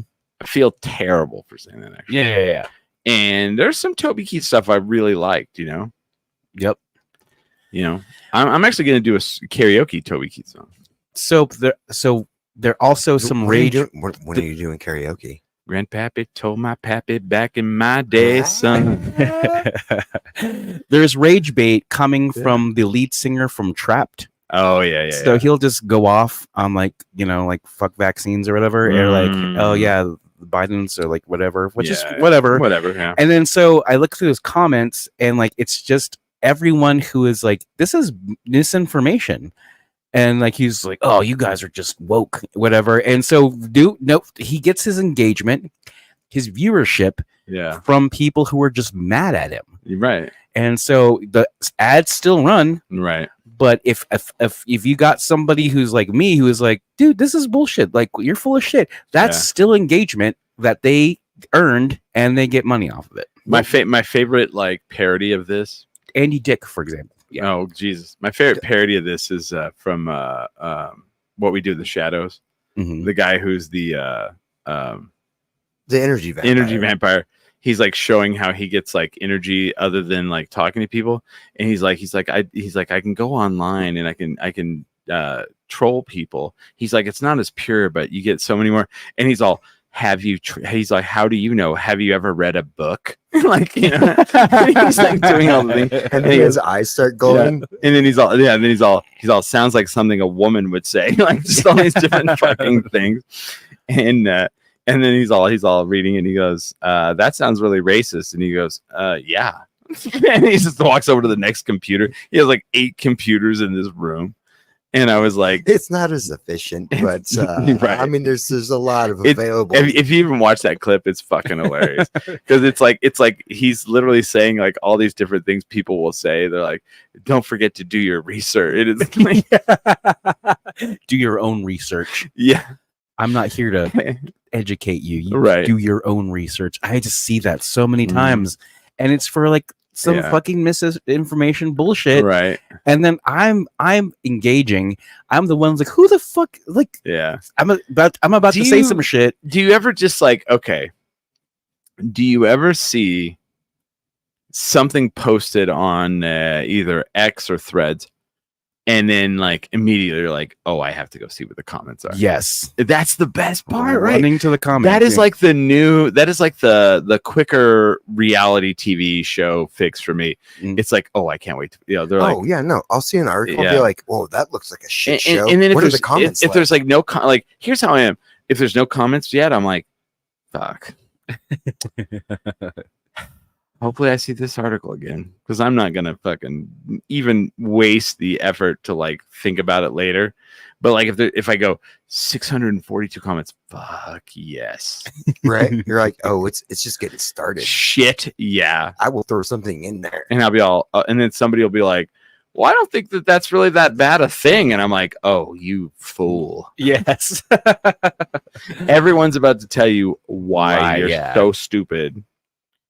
The internet is amazing. So that's the new I guess Yeah. business model. If you want to Oh, be an okay. influencer, you just have Oh. to say some bullshit Mm. and then get people to like be Oh, angry you don't about even it. have to do that anymore. It's bot machines. Do Yeah, it. it's bomb machines. Like there's I she read was a bot machine. She kept a motor. Oh, I read like three articles last night, and Yeah. I only realized it afterwards. I was like, that wasn't written by a person. no. I was No. like, dang it. Yeah. I'm like, because like I did the thing. I No. researched it. And I was like, that doesn't sound real. And I looked it up. I'm like, oh, it's totally not. Well, like the A big person did not write the this. big thing that's happening right now, and I think maybe we should capitalize on this. So you have all these like YouTube IPs, and this is a big thing right now. YouTube IPs that were created by a couple of individuals. They exploded.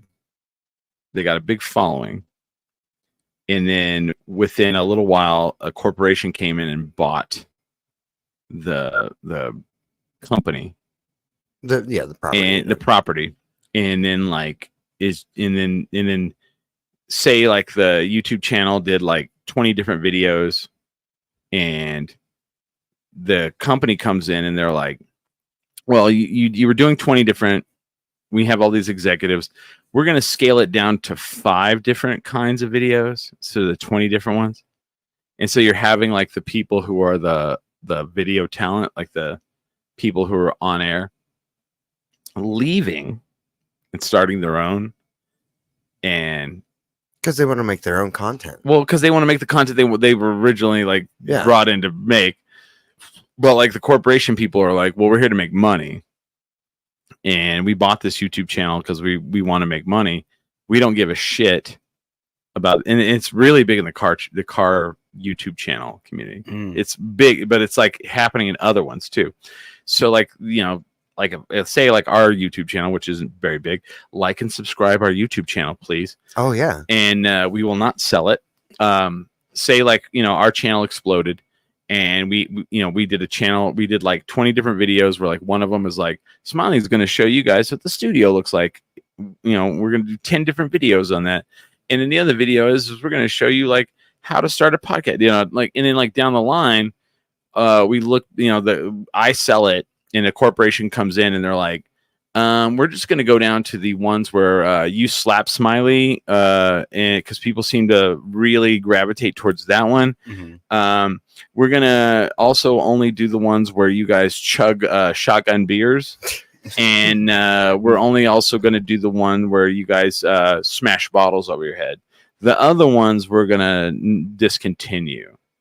And I'm like, well, I don't want to do just the one where we smash bottles on our head. That you're talking about like 2% of our. So it's like they want the ones where Smiley is doing stunts on camera, right, and he gets a concussion. Yeah, and they're gonna go, and then Smiley's like, "Hey guys, if you like that video, like and subscribe. But also, me and Billy are leaving the channel. We're starting our own. It's gonna be called 5 Beers, and that's what we're called. Just that. We're gonna have our own merch. Cool. Go check that out. We're still gonna come back to 10 drink minimum every once in a while. Don't worry.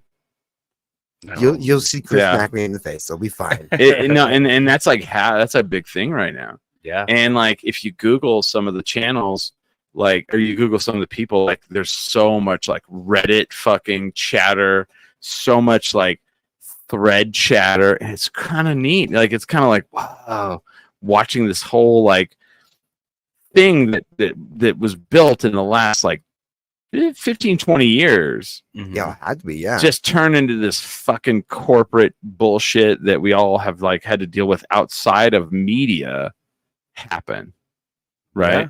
It's VCs. I mean, I guess we have to address the elephant in the room, right? Yeah, let's do it. Go on. All right, so big announcement, breaking news. So if you're listening like live, so Holly Ann had let Smiley and I know she has accepted a new opportunity and she can no longer do the show, and so effective immediately. So we wish her the best.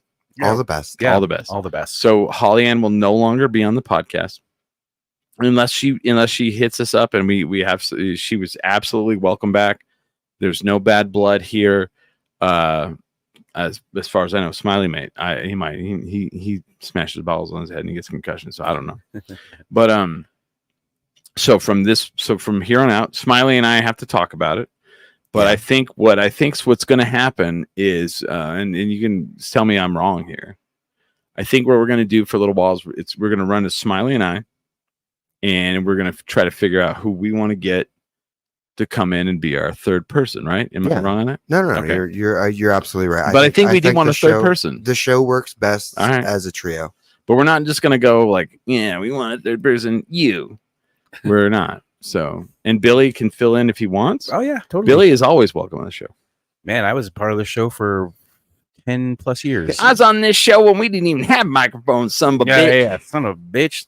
I remember being on the show when Chris lived in Old Town. When he lived in Old Town, and we just when you had intro, it's like yeah, from the muddy banks of the Rio Grande. I love that intro. That was great. Live from the muddy banks of the Rio Grande. I was here for the Rosemont days, the Santa Barbara days. And I was here for the art bar days. I could say this actually after last night, live from the muddy banks of Borellis.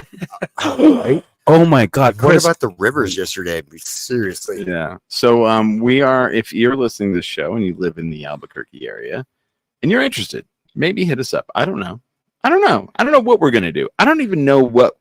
Like, is it gonna be a comedian? Is it gonna be a musician? Is it gonna be somebody who doesn't do that at all? Don't know. We don't know. It'll be someone we like. Smiley and I go, yeah. That's it. You know? We'll be auditioning every single person. Oh my God! I was saying, like, It's one of those things. It's like the next co-host of 10 Drink Minimum. It's like MTV's like Find a VJ kind of shit. I love that. I love that. Like we're like talking. We're like talking to the person, and then like you see me like shaking my head, and then I have the clipboard, and then I like check something, and you see the check, and it's like probably a farter. And I'll be like, probably farts more than Chris. Probably. If you do, oof. It's a check mark. It's like not a native. Not a native. No more native. No more natives. Less natives. and then I like have a note underneath. I have a note underneath, and it just says ginger ? Done with natives. And it says ginger ? Lights ? Because I don't know how the ginger would come up with it. Just some fucked up shit like that, Oh right? my god, I bet. Okay, so I know gingers are humans. I almost spit fucking Topo Chico all over the table just then. But I realize they're humans. I get it, but there's a lot of questions I have because I Okay. didn't know one. What's Hey, that? we just hung out with the ginger the other day. Do we know one? Oh, that's right. Is that okay? Yeah. Did they seem human?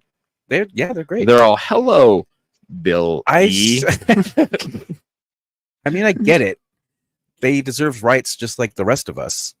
But it's not. But it's one of those things where like, do we know a lot of gingers? But you're right. We do. We hung out with the other one. Just the other day. It's like you don't. Hey, here in Mexico, you don't have many blonde people. Right. We So, like- hang out with it. We saw So- AGL at this show the So other day. there was a blonde and like somebody with red hair. I Oh. don't know if they like being called ginger, so I'm not going to use that word. I'm anymore. not sure they do. Okay, so I'm not going to use that anymore. I'm not sure. I don't know. I'm having a lot of conflicts on like I what's don't know how the gingers what's think about it. inappropriate anymore. I watched the John Mulaney and he brought up the midget thing. Have you watched this bit? No. He's like they told him on SNL, you're not allowed to use the word midget. It's like the N word. And he goes, well, it's not like the N word because you just said two different things, and one of them you didn't use the word. So that means the other one is not like the other one. Yeah. And I was like, oh, that's good. Um, John Mulaney, that was really good. But here's the other problem I have with that is like there's the wrestling, and our friend Kyle does it, and he goes, yeah, I'm going to do the midget wrestling. And I was like, Kyle, you're not allowed to say it. And he goes, no, they call it that. Yeah, that's what it's called. And I'm like, but then someone's like, if you call them little people, isn't that also derogatory? And I was like, Right? oh God. yes, You got me. son of a bitch. Yeah, so it's a lot of like ignorance on my part because one, Yeah. it's not a part of like the Albuquerque community. Also, I know people that are just little, and then it's Yeah. not the same classification. Because if you say, hey, hi, little person, isn't that demeaning? What if they are not a person that was born that way? What Right. if they're just really small? Yeah, they don't have shins. What if no? They could I put mean, me in a drawer with what they did to my shins. I've dated 2 girls that were 4'9", That was really bad. I'm sorry. so Yeah, that's a Yeah. little person. I went to high school with a girl who was 4'9". Very hot girl too. Very attractive. But Not that the what's- people are that there, tall. there is a differentiation, and Yeah. I know which one is the correct one, Yeah. but none of them seem right. Well, what it really I don't know what where- it really means, Tendrick Nation, is you got to send throw us down in the comment and let us know what's Yeah. appropriate to call people. All I know is you can't call them dwarves. You Oh, can't really? you can't call them that either? That's what I was told. My goodness. So what is the I'm well, all right. So I'm- like, And we're a woke show. Oh, yeah. I feel like we we're do woke. we do our best We do our best. to keep ourselves educated. And someone's like, I listen to this show and I don't think you are. I think we are. I mean, I don't know. Maybe we're not. I don't know. Anyway, sorry. yeah, it's just one of those things where Anyway, like click on the link that 10 Drink Minimum goes completely racist. And and that's not true at all. the bot farm rage Right. headline is like 10 drink racist, Racist. There you go. Yeah. Yeah. And then everybody's like, and it What? shows a clip of me talking about gingers, and we're no, you pointing at like a redheaded guy. Like, Oh, yeah. Like Yeah, in it's the the picture. in the thumbnail. It's like, Yeah. It's such I fucking hate it. You know what's tripping me out is how good the AI bots are getting in the dating sites. They're getting better. You know what? I'm able to tell because I'm able to tell, but it's getting better. Really, because I know it's bullshit. Yeah. Because they message me first. Yeah. And I'm like, yeah, there's no That way doesn't happen. that doesn't happen ever. That's true. That's a good point. But like sometimes you just let them go, and you're like, oh wow, they're getting better at the syntax of their language. Mm-hmm. It's not like me think you're hot, me think you're a good dude Mm-hmm. or a good guy. Like, and you're like, okay, this is a fake fucking shit. Now they're like literally like forming sentences, and you're like, oh, no, it's one of the those technology's getting there. It is getting there. Woof, Like bang bang. if I didn't have that kind of like scope of being on dating sites for many years, Yeah. and when somebody comes at me first, like, hey, I'm looking for a boyfriend. You're like, I really like your profile, and I'm like, you're a bot. No, the ones that are tripping me out are the Facebook ones, Mm-hmm. where it's like a woman, and like so as soon as I put my Facebook account to single, I get blasted with Instagram like ads, which is not ads, but like they're like adding me as a friend. And so here's the best part of it. As an influencer, I'll see it, I'll click on them, and I'll see it's like 6 pictures of a woman in like fucking almost no clothes that's ultra hot, and then I'll just go hit the back button and then swipe it off so I don't see it anymore, and they followed me. Cool, thank you. I have a follower. Yeah. Thank you for the follower bot. But and then I go look at my followers and I go, cool, I got 3 more. Cool. But the ones that trip me out are the Facebook ones, where they add you as a friend, and then you have like 2 or 3 of your male friends that are their friend as well. Oh my god, yeah. And you're like, okay. And then you look through their photos. And you're like, this person's not real. No. Oh, On back in the day, yes. On Facebook now, they'll have like a bunch of different like posts on different dates. None of them will have comments or likes though, but they'll have like 20 different ones. So every once in a while, I'll like in a hurry, I'll hit yes, and then like within not right away, they'll hit you up and they'll be all, hey, what's up? I saw you on Facebook and you looked interesting, and you're like, See, this is why I have. hmm. I just went over 600 friend requests Yeah. that I have not accepted. That are just sitting in. You a have queue. 600. Let me go through them and like accept some for you. Okay, honestly, because I'm like, do I know these people? I don't know if I but know like, these but people. like, then they'll be like, I saw you and you look interesting. You look like a really fun guy. But then they do one thing that always fucks it up. What city do you live in? And I'll be like, it's in my profile. Right. Yeah. Are you stupid? My phone number is on my profile. If you actually knew me, you could just call me. My phone numbers. He's all, my social security number's on my profile. It's in the header. Okay, so they've gotten smart, and actually, I watched a John Oliver piece. Oh, on yeah, this, where like you'll just get a random text. It's like, hey, is this Oh, Hey, that's hey, the hey, other one. Yeah. hey, yeah. this is Clara. We met the other night, and I'm like, yes. and then you're supposed to respond with like, I don't know who this is. He's like, well, I don't know. You sound cool. Like, what's going on? So Yes. I found out. I've had this happen. I have it like Yeah. maybe 2 or 3 times a week. Yeah. And he's like, hey, this is Sarah. Like, is this so and so? Like, hey, do you still want to go out to dinner tomorrow? I'm like, No. and I don't respond anymore because before I'm like, you have the wrong number. It's like, oh, well, that's okay. Yeah. Oh, yeah. And I'm all, oh, Sarah, you're the one that took the pile driver of the flaming table then, right? I'll fuck with them sometimes. And so here's the thing. Those aren't AI. Yeah. They're like people Yeah. who are trying to get you to I guess, leverage loneliness because this became a thing during the pandemic. Yep. And so if you just have be able to like interact like even through text, Yeah. then the end goal is to get you to get into this like crypto scam, Oh yeah. and you send them money. Yes. And like thousands and Oh, thousands yeah, of yeah. dollars. And here's the thing, man. Let me tell you what you have. I make it very well known that I'm broke. No. Here's what men need to understand. Here's the thing you have. 2 hands in porn. Yes.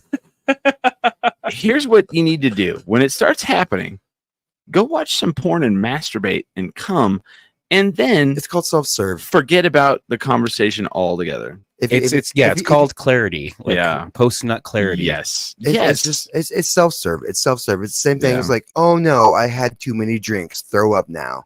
Mhm. I would like to feel better tomorrow. Yeah. Oh no, I didn't go home with some weird person. Right. I would just self-serve. Yeah. There you go. So Friday night, I did that. I had to, like, I was sad that, like, that I couldn't get there earlier. So let me explain what happened. So I spoke with Fred Slow from Duke City Championship Wrestling last week, and he's like, he was like, would you like to come back as the main commentator with me on DCCW? And I said yes, absolutely. And he's like, cool, let's talk. Wednesday, I get off work and I have a text message, and his father had passed away. Oh. And he's like, can you run the commentary on Friday? Like, boom, be the main chair. You know, there's two dynamics. There's the straight guy or the play-by-play, and there's the color, Mhm. right? And they're just what they mean. Play-by-play is like, collar and elbow tie up, arm whip. He's whipping in the rope, and the color guy is like, Well, Chris, this guy had too many drinks. Looks Yeah. like. Yeah, by the looks of the crowd, whatever. So I'm having to switch roles. I'm having to lead every match. So which was the lead? The play-by-play. The play-by-play. Okay. Yeah. And the color is people who just come in and they may not even, So if anything, like Yeah. you would, like the way we worked for many years, you Right. would be like the guy, and I'd be like the Ed McMahon. yeah. And I'm the one who knows about wrestling, and then like Dan Mayfield's there going, he's like, well, look at the gut on that guy, he made, because like literally Okay. there was a rotating cast of characters. I did not have a one person the entire night. So imagine that for a 2-hour television show that we're taping. So I had to go sit there and do that. I had to plan it out. I had to be there for production at 4, deal with like being a professional. Like you're like, okay, we're going to go into this and we're going to do it, like this show tonight. We didn't have Holly. We're going to go into the show. We're going to do it. We're gonna do it. We're gonna do it like we always the do. show is here. And I'm used to that. Fred was used to that. But all these new people are like, they were like, dude, the fucking amount of like Facebook Messenger fucking traffic I had from all these people. Like, wait a minute, we need to do this. We need to do this. Wait, oh fuck, this match did it. And I'm just like, so finally, like, I don't answer none of it. I don't fucking play into any of it. I get there before the show. When people come over to talk to me, I let them say what they say, and then I said, okay, we're gonna do two things. We're gonna have fun, and we're gonna flow. By flow, I mean we're not gonna step on each other. We're gonna be cohesive. And they were like, oh, okay, Yeah, that's all I had to say. done. That's all you needed to Shut say. the pain. Well, shit, motherfucker. That's all you had to say. So Smiley's like, where are you at? Because like our friend Brett Maverick, Captain America, the guy who wrote Brett the zine, Captain America, Brett Baker. show him this shirt. He wrote the zine in Albuquerque, Wig Wham Bam, for many years. One of the most prominent people in the music industry. Like Billy, if you got a write up in Wig Wham Bam, It was big things, and it was Yeah. like, it's like, babe, wake up! You're in Big One Bam today, Yeah, yeah, right? Yeah. like he would go pick it up. Like it was a Yeah. little piece of paper. He would go print them out. It was a big thing. Like it's so funny.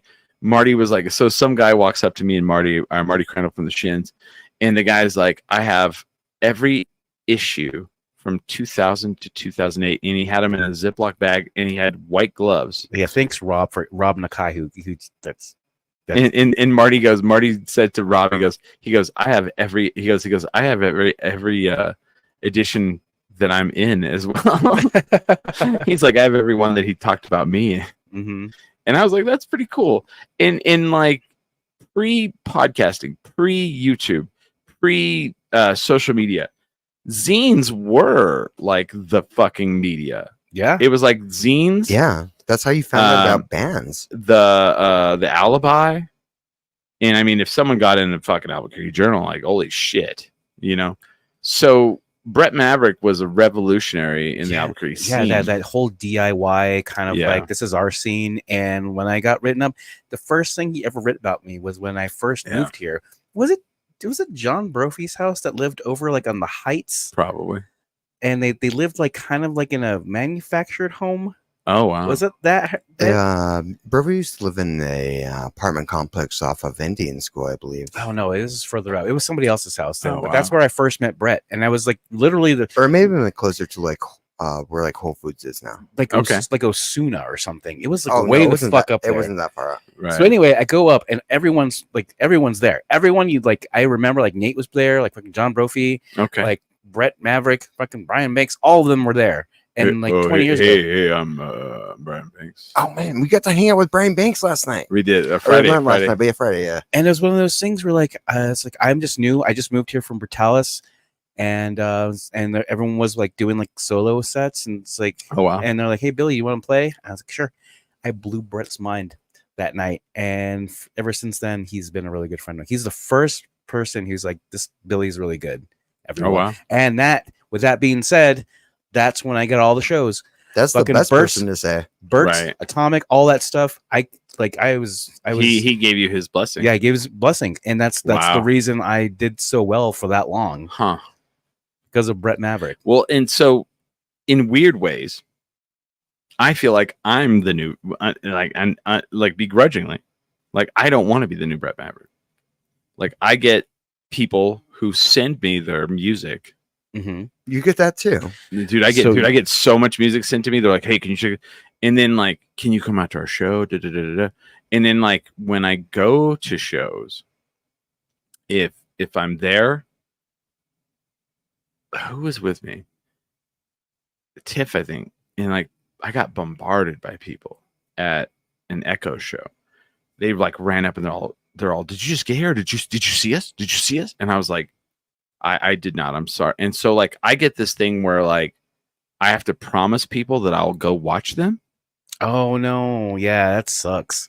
And I don't know why I don't write reviews for I don't do that shit. Do you do that shit? Yeah. No. And so like I didn't understand the Brett Maverick thing when I first moved here because I missed all that. Mm-hmm. You know what I mean? I missed all that. Yeah. You guys were like, "Oh yeah, Brett's a big deal," and we had him on the show. Yeah. And I'd like to go find it. I'd see if we can find it. It was unrecordable, man. You remember that? No, he did a show where we did it at the Rosemont House, didn't he? Or no, it was No. that Launchpad. No. We had it over at the Blackbird and Blackbird. That's The, right, Blackbird. the- and it the- was that fucking hum in their goddamn system. Dandy. Their system was it was like pretty much unrecordable. It was a good show. Two people that were on those shows: Brett Maverick Mhm. and Raven Chacon. Some of our best guests. I talked to and, Raven for a long time the other night, by the way, Oh yeah, I said yeah, it's great. and he's going to come back on the show. Oh like, nice. Hell I yeah. remember those shows, Yeah. but they never got recorded No. because, like, Yeah. I remember the first show we had over there. hmm Like, I was adjusting. Oh, it was I was so adjusting terrible. the sound We were fighting so many things in those days. from See, like like- that's that tech. Like we talked about it earlier with Crystal. There was so much fucking shitty technology in the day. Marty was on the phone telling me It which sucked. mics to like change. Yeah, that's right. Because I couldn't God hear damn it. anything. I remember that. Fuck yeah. Okay, and I feel bad now because I mean we should have got Brett Maverick back on the show. You know who we had on the show that was great? It was Jim Phillips. Jim Phillips, Oh, yeah. hell yeah. And the thing that sucks about like Friday night is we go and I mean I see Billy, I see Smiley, but like and I see Brian Banks, but dude, like you know I see Marty, but like I'll do another one, but like there were so many people there, Corey, like so many people from the old scene that I hadn't seen together in years. You know what I mean? Yeah. Like I see them off and on. Like you see them like in public, like you'll be in a Walmart or fucking Target or whatever, and you run into somebody. But like seeing all those people together probably was about 5-6 years in the making. You know what I mean?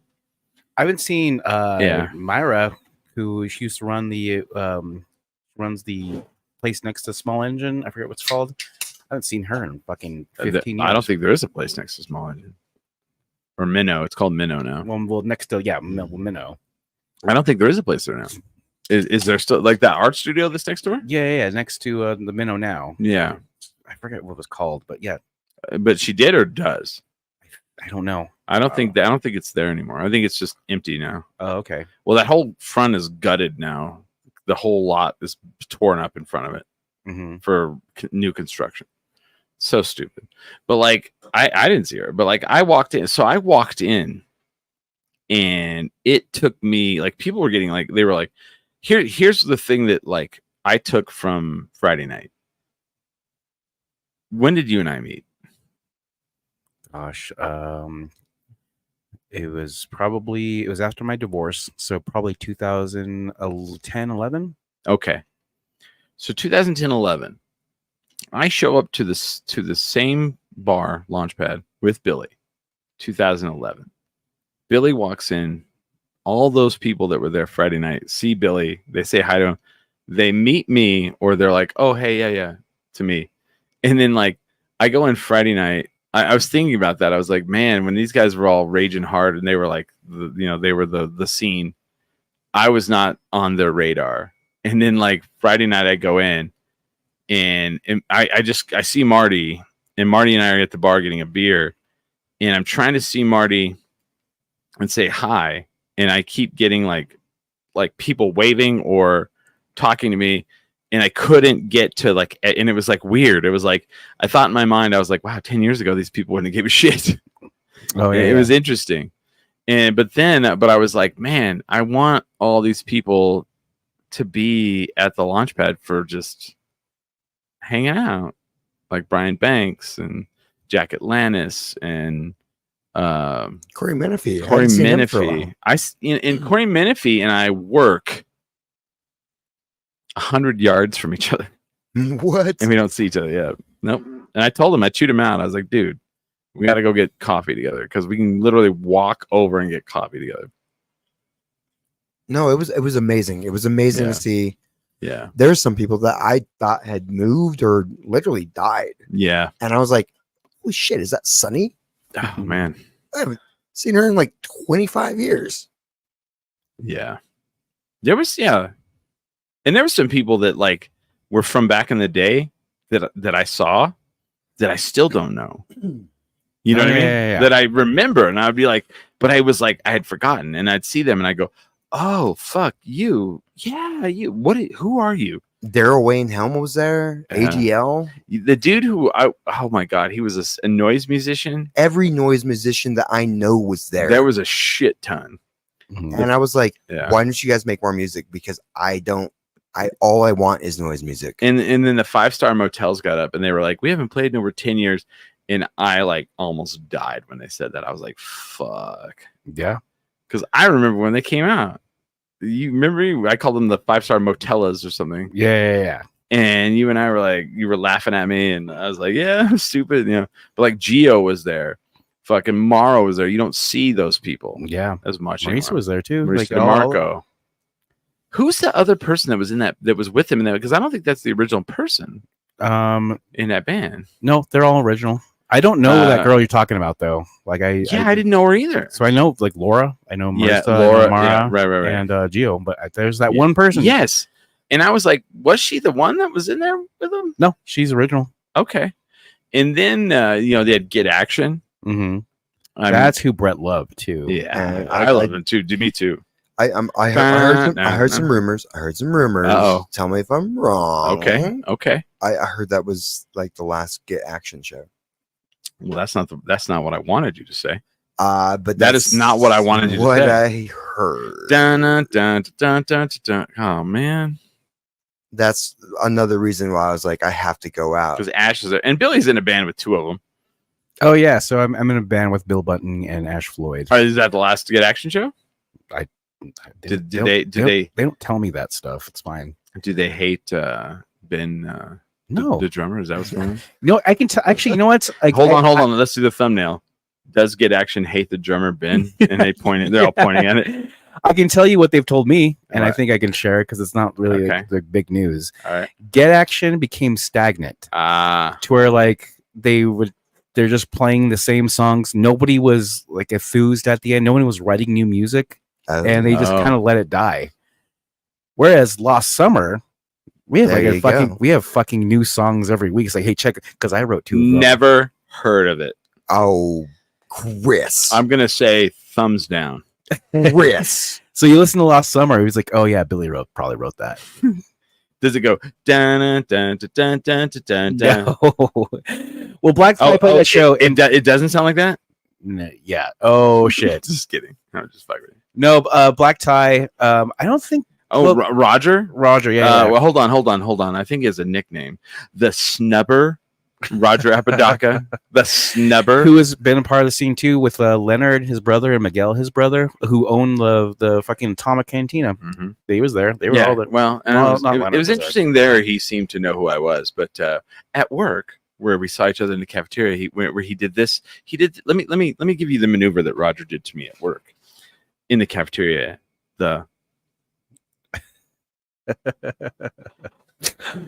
Anyway. No, I swear to God, he saw me in the cafeteria because we were literally like 4 feet apart, and then he turned like started talking to his coworker again, and I was like, well, fine, because I also work with Roger as well. Uh huh. It's cool that like a lot of Sandians are musicians too. There's like there's 4 of us that I'm not a musician, but I'm around the scene. But there's Keith, Mhm. Roger.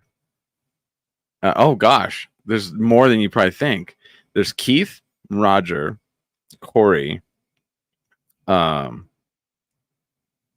Shirota. Oh, that's right. Yeah. Oh. And, I play with all those guys currently. and Jimmy Climbs. Okay. Yeah. Who is working remotely from New York, but he lived in his van and worked at Sandia.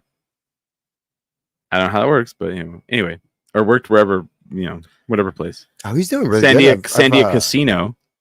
So here's the thing about Navajo culture is that if you say somebody's name, you have to say you have to cut it off because it's like the spirit world. Oh, so you okay. have to say Brett Maverick, yeah. But it's actually not his Yeah. real name. Yeah, it's So not. it's It's not, It's not his real name, so you can say it as much as you want. But if Right. you say his real name, you have to Yeah. Oh, make him mhm. leave Earth and not stay because there's the whole a friend of things don't say his name, but he never used his real name, which is why Billy Belmont, it's not my real name, so I'm free to freaking glide in the cosmos, whereas he keeps saying my real name.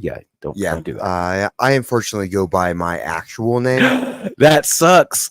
I know. Smiley, you should every time I call you Smiley, people go, "What?" I go, "That's his last name," and they go, "What?" Oh yeah, no, that happens at work. That happens everywhere. They're all whatever smiles. I'm like, So next Saturday, I forgot. I'm glad you guys are both here because I was given an invitation to give to you. Oh, you're gonna judge the NAMMYs now? No, That's the Native American Music Awards. that would be pretty funny though. And then name me for best. Yeah, For best funk blues no, album. no.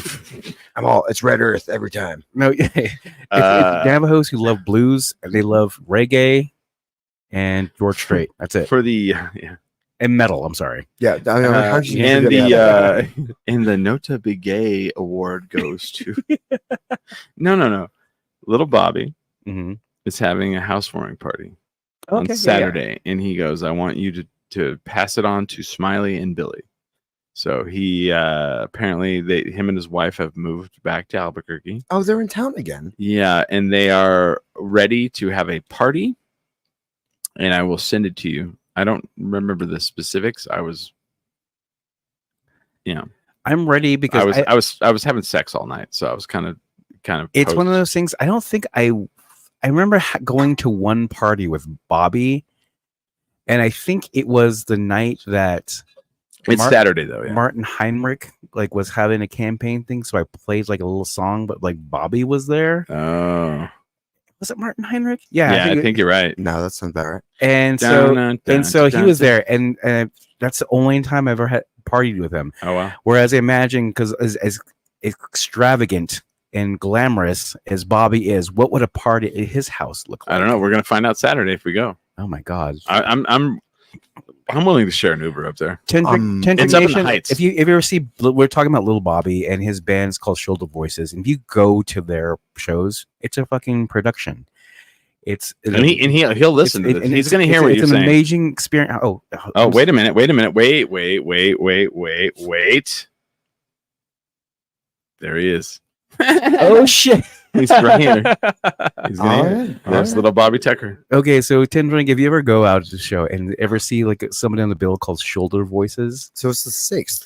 All right. I want to call little Bobby out for a second. He's in the chat. oh, I'm so. Oh God, I'm gonna call him out right now. I'm gonna call this I didn't know all Bobby day. was listening. He did something dirty on Friday. Nasty. I wasn't there. Would you say nasty? I was commentating at the wrestling. I was at the pro wrestling commentating. I wasn't there to witness it, Bobby. I need you to stay on. I need you to, He was on stage and he called out the Shins while our friend Marty was in the crowd. I remember that. I wasn't there. I was told about it. I don't know why he did that. So I want to ask him right now if he can say. He said he loved Marty though. Did he say he loved Marty? Yes. He Okay. did. No, you see, it was one of those things where it was like a jab at the Shins, but then it was like, but we love Marty. I already said. He said, "How about those Shins?" And he went, "Whatever." That's what I heard. Now, oh, I did not call them out. Okay. All right. I must have been in the restroom at the time. No, I watched. I watched. Oh, Bill- we're gonna see what the thumbnail says. Billy is the Little Bobby only Tucker. witness Little here. Bobby Tucker calls out the Shins, and then it's gonna be him pointing and Pointing. like yelling. Yeah, he's gonna be screaming. Yeah, pointing. That's our clickbait article. Rage bait. Rage bait. Sorry. Yeah. I said, let's hear it for the Shins. And then I heard you said, whatever. That's what I heard. No, it's gonna be like rage bait where like Yeah. Albuquerque hates the Shins now. Right. So the original Rage Bait, I thought that was just me. the original Rage Bait, though, was like Glitter Dick back in the day. Oh shit! I just remember someone's like, did you hear this band Glitter Dick is going to play at Launchpad and they're going to burn a Bible on stage? Like that was the original. And people were like, what? That's awful. It's engagement. I was at that show. Okay, Little Bobby says, only because I kind of like them and I kind of don't like them and I'm kind of jealous of them as a band. You know what, Little Bobby? I can live with that. That is a great, that's awesome. That was perfect. I appreciate that. Yeah, he's Okay. he's clearing the air because we were Yeah. talking. He's like, hey, did you hear what? I'm gonna put that back up. Did you hear what Shoulder Voices Did said? you guys hear what Ryan Shirota did? Does Kathy Shirota know what Ryan Shirota did? I don't know if you guys know this, but the drummer of Shoulder Voices, Ryan Shirota, I am friends with his mom. Well, no, he's not the drummer anymore. Oh, It's Chris Newman. the former drummer. Yeah. Yeah, dude. What happened? Oh yeah, because you weren't there, dude. I was not. Yeah, no. I Christian Matthew Newman, like the best drummer He's the pianist I've best ever drum- known. He's a doctor of fucking music. Not quite yet, a doctor of drumonomics. but Of close. drumonology. Sorry, Bobby. Sorry, I wasn't there. I had a gig myself. I literally finished the pro wrestling commentary, and I did none of the cleanup. I cleaned up my stuff, put it in my bag, and walked over to Launchpad. I did nothing to help the wrestling people. I walked away, and you guys had just finished, and I feel very bad I missed that set. It was a good show. Yeah. So, but I just wanted you to know I heard. I was like, you guys hear what they? He's like, I was also kind of jealous as Glitter Dick as a band. I felt a little ripped off by them, and then they got quite a bit more well known than us. You know why? Because they fucking pro wrestling the shit Oh yeah. out of the music scene. Not because they were. I mean, they were a good band. Are you sure there wasn't like they had that like the whole show and a judge show? Like they had a Judge Mathis, right? Yes. They did some insane. That's where I'm going. They were the pro wrestling of fucking bands. They were like, we're gonna go on Judge Joe Mathis. We're gonna do the Bible thing. We're going to the poster they put out when they did the comeback, and it was like a guy in like leather daddy outfit fucking a redneck in the ass on the poster. Oh, that's right. And I'm like, oh my god! And it was like all about the controversy. All like they were the Jerry Springer of like bands. There you go. Yeah, you know, and yeah, you guys did like some over the top shit, but you didn't do over the top shit like that where people were like. But I wonder how much repeat performance you get from that. I don't know, but it's all vaudeville. It's all vaudeville, so it's all fantastic. But anyway, little Bobby, I'm going to be there Saturday. I'll be at your party, and you now know I did your wishes. I invited Billy and I invited Smiley. So if they don't show up, like whatever bullshit they come up with. I will put in a request to my work, but it is a holiday weekend at a liquor store, so that's not a guarantee. Oh, Bobby says all it took was a girl who came up and said, "Aren't you in Glitter Dick?" Oh, Bobby's a squabber, man. And I'm glad I think I've always been on Bobby's good side, and I'm glad. I've met Big Bobby, by the way. Oh shit! I've never met Big Bobby. You never met Big Bobby? No, because Little Bobby used to run marathons. And one time he came in after a marathon and his parents came to him and Big Bobby was there. And he goes, "This is Big Bobby." And I think I introduced him to my parents at the time. Do you know who I banked on and I wasn't even mad at? What? It's like, oh my God, it's fucking DJ Way Funky. And it was me. And I'm like, that's not me, but I don't hate that because I love someone thought you were Way Funky? That's happened at least 3 times. Oh yeah, this guy right here. Like, of course, it's like drunk in front of fucking Anodyne. Oh, that was Friday? No, it's happened a lot. As I'm saying, it's like somebody like will be drunk in front of like a bar. It's like this guy's the fucking best DJ. And I'm like, that's not me. But I'm not gonna say. I'm not gonna. I know who that is. I'm not even gonna give the person any kind of airplay of the people who think who I am. Oh yeah. And he's the reason why I wear white glasses, but I'm not going to say it on the air. Not anymore. Nope. If you want to know what it is, just look back at past episodes. I think his name is Farts. No last name. Farts. Gropey McFarts. I think actually he's got a first name, Gropey McFarts. But no, I'm not going to give him any play. But Bobby will be there on Saturday. You know what we're gonna here. Let me tell you something, Bobby. Here's how much I like you. I am up for a New Mexico Entertainment Award for top 5 best podcast hosts in Albuquerque or New Mexico. And I'm not even going to go to the event. I'm going to go to your house. Shit, there you go. Yeah. How about that, motherfucker? That's how much I love you and hate them. There you go. I was like, wait for it. Wait for it. Burn in hell. No, I actually like I went there to vote for you guys, and it was one of those things where like there's like I would say like whatever the bands or songwriter shits is like, like it's always gonna be fucking Prison Bitch and Red Light Cameras. So why not? Oh, it's not though. Really? No. Oh well. Did you not read the fine print? So the New Mexico. I'm not gonna really get into this because I'll get fucking livid. So the votes from the fans only gives the nominations.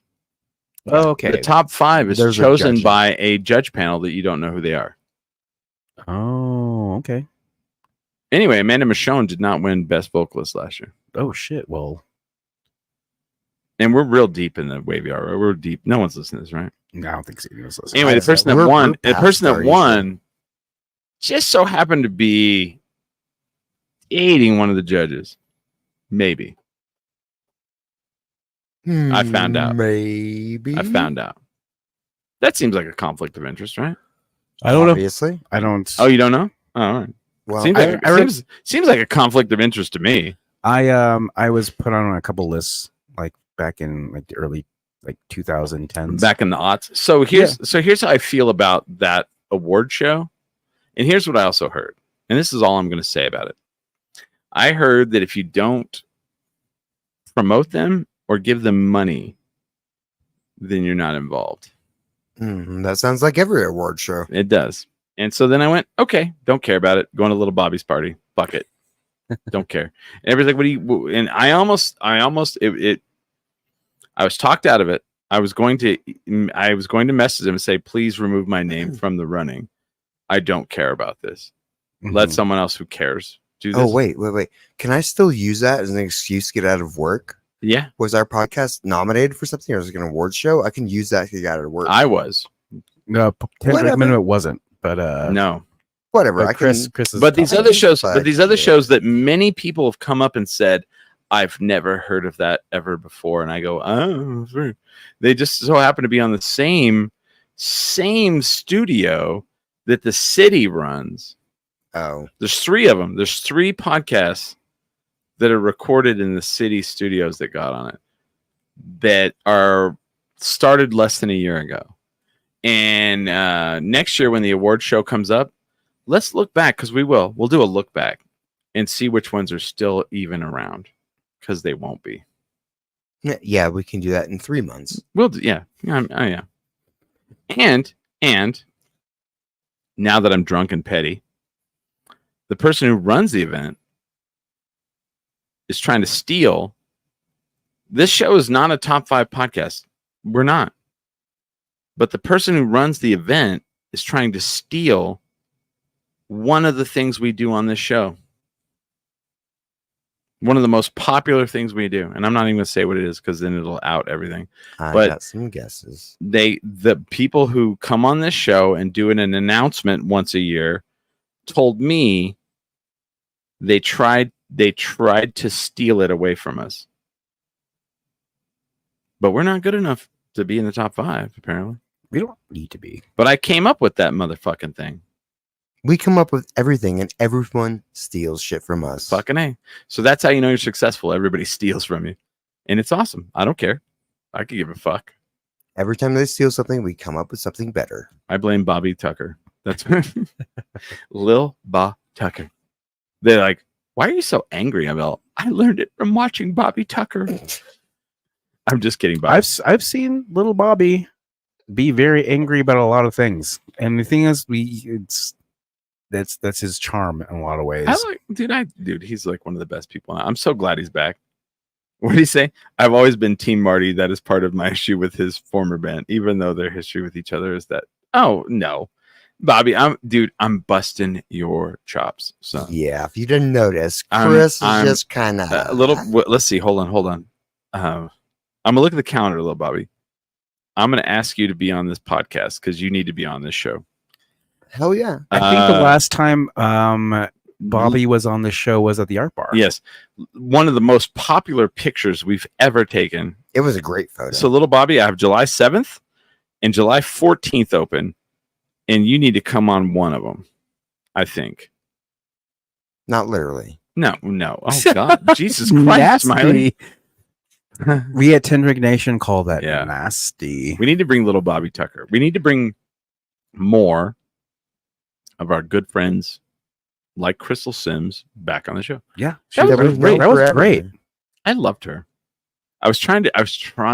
You were poking the bear. I was trying to break her as a professional, and she was like, "You will not. I've been doing this 25 years. Son." I have a reputation and a brand too. How awesome was that? That was great. I got what you were doing. Yeah, I was fucking with her. I was but trying to be entertaining at the same And time. it's one of those things where like she would like kind of like think about that question. Yeah.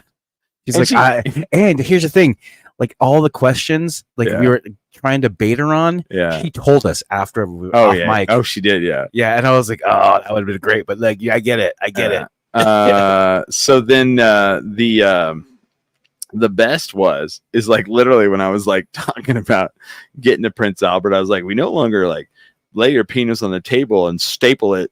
She like the best part, and I fucked up and didn't have the camera on her. She was like taking a drink and she was like, oh God, like in her body language, she was like, oh my God, like, and that made me laugh because I was like, if I can get the body language out of her like that, you know, because she walked in and she was like, so what do I need to know?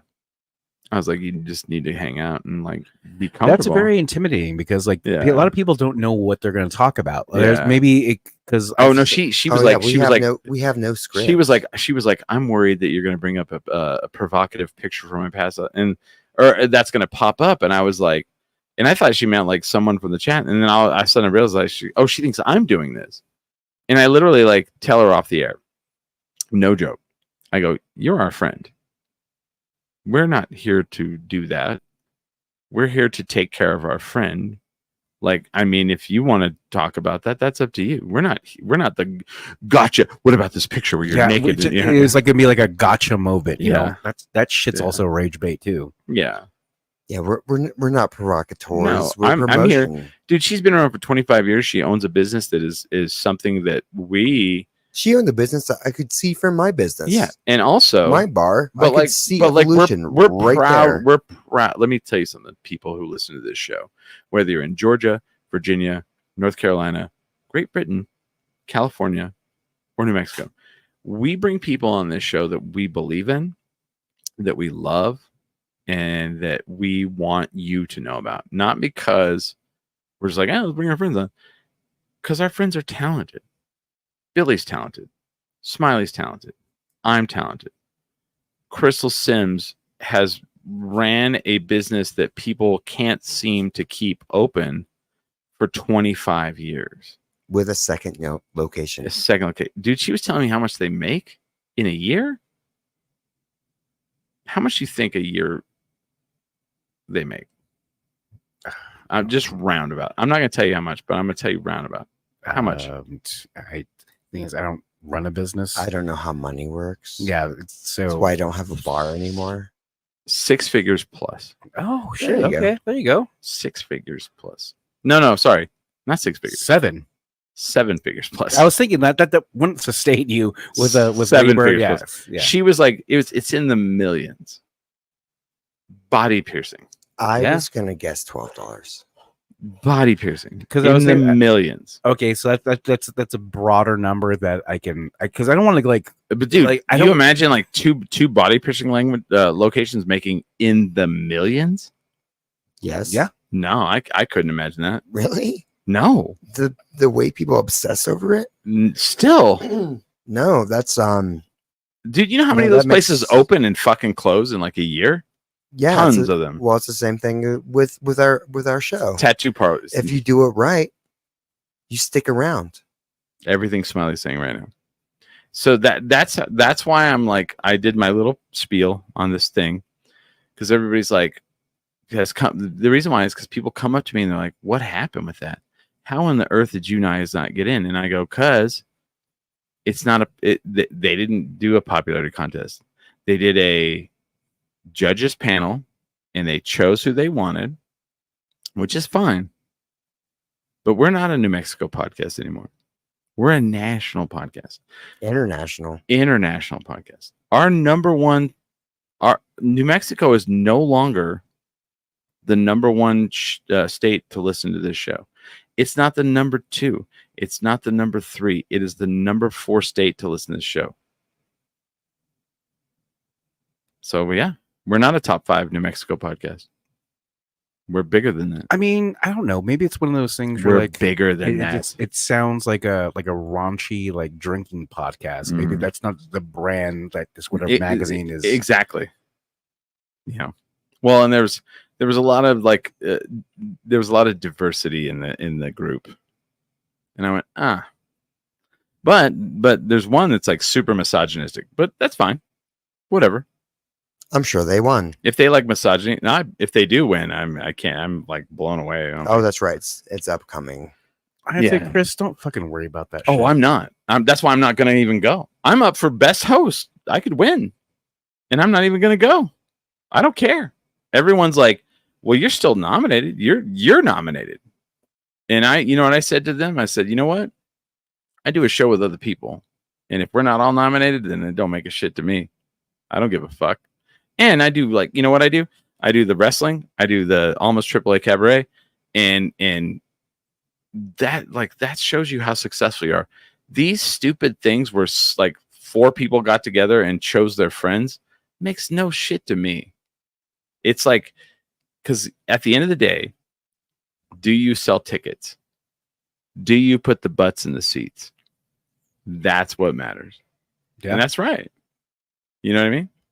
If someone if you won best vocalist in Albuquerque and then you went and played Launchpad and 3 people showed up, who gives a shit about that award? Well, I know who I am.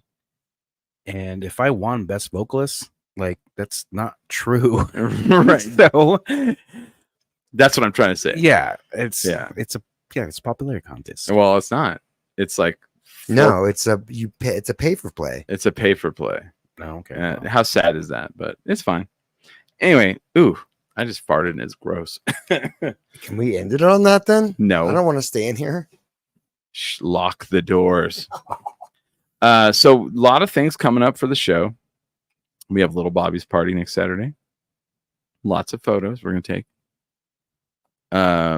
If people are out there and are interested in being on this podcast, God damn, dude. they need to hit up Smiley on Instagram and ask him how to be on the show. And then Billy's got, what do you got coming up? I have a show July 5th. You rat bastard. I really It did hasn't fart. hit me yet. Really? Oh, No. it's rank. It's Whoa. nasty. It's nasty. Oh, and then there was some fan of the show that thought Smiley, they're like Smiley says nasty. That was on like one of the last ones. I forgot to tell you about that. And I corrected them. I was like, it's Billy that says nasty, not Smiley. What's wrong, Smiley? Hold on. Smiley's gagging from the fart. Here, You shut up. You know what.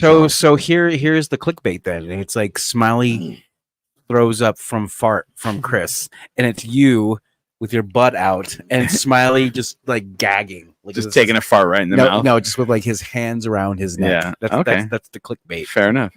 We'll call it. Well, yeah. We'll call it Crystal Sims, but I would have liked to have called it Rage Bait. Yeah.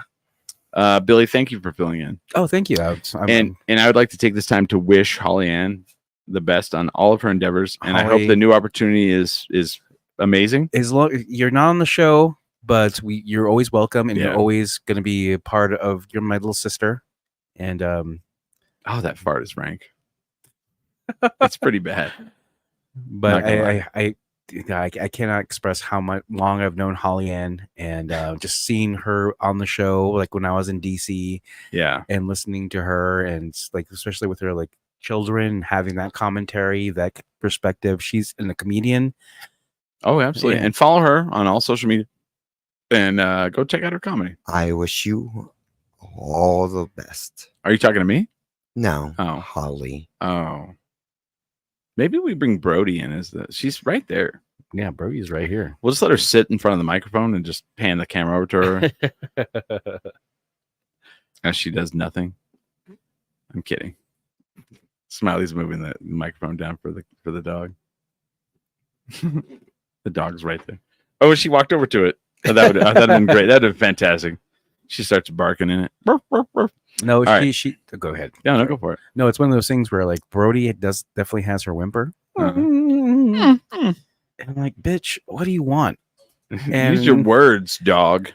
And I could say that because she's a little bitch. Oh. And she's just like wants attention. Hey, how much better is she with new people though? She's getting way today, better. yeah, way better. She met Crystal Sims today and like barely barked at her. Yeah, it was great. Let her pet her. She laid on her a little bit. Yeah, licking her hand. like, Yeah. And so I haven't lived here in a long time, so it's one of those things where like she'll bark at me for the first 5 seconds and then realize it's me. Oh, it's Billy. And then she was all about you. She was like Yeah. ran over. She ran over under the table and like jumped on you. So Yeah. All right. Well, we're gonna go. Wow, 2 hours and 40 something minutes. Jesus Mhm. Christ, you guys are maniacs. She's nasty. Nasty. Follow us on 10 Drink Minimum on our Instagram account. I have a separate account, so follow the 10 Drink Minimum account, I guess. And I'm gonna try to put more content on there. I'm gonna make this motherfucker over here also do the Instagram account. Oh God, I have to do that, don't I? Well, I didn't even want to make a separate one. Wasn't my fucking idea, but we have one now, so there it is. But it's fine. And we're gonna go to Little Bobby show on Saturday. Go to if you're in Albuquerque and you want to have a fucking kick-ass time. I'm getting recognized for the Alma show now and people don't have no idea the other shit I'm doing. They're like, I was at a Echoes the other day, and some guy comes over and he goes, "Man, I went to that Alma show. You are so funny.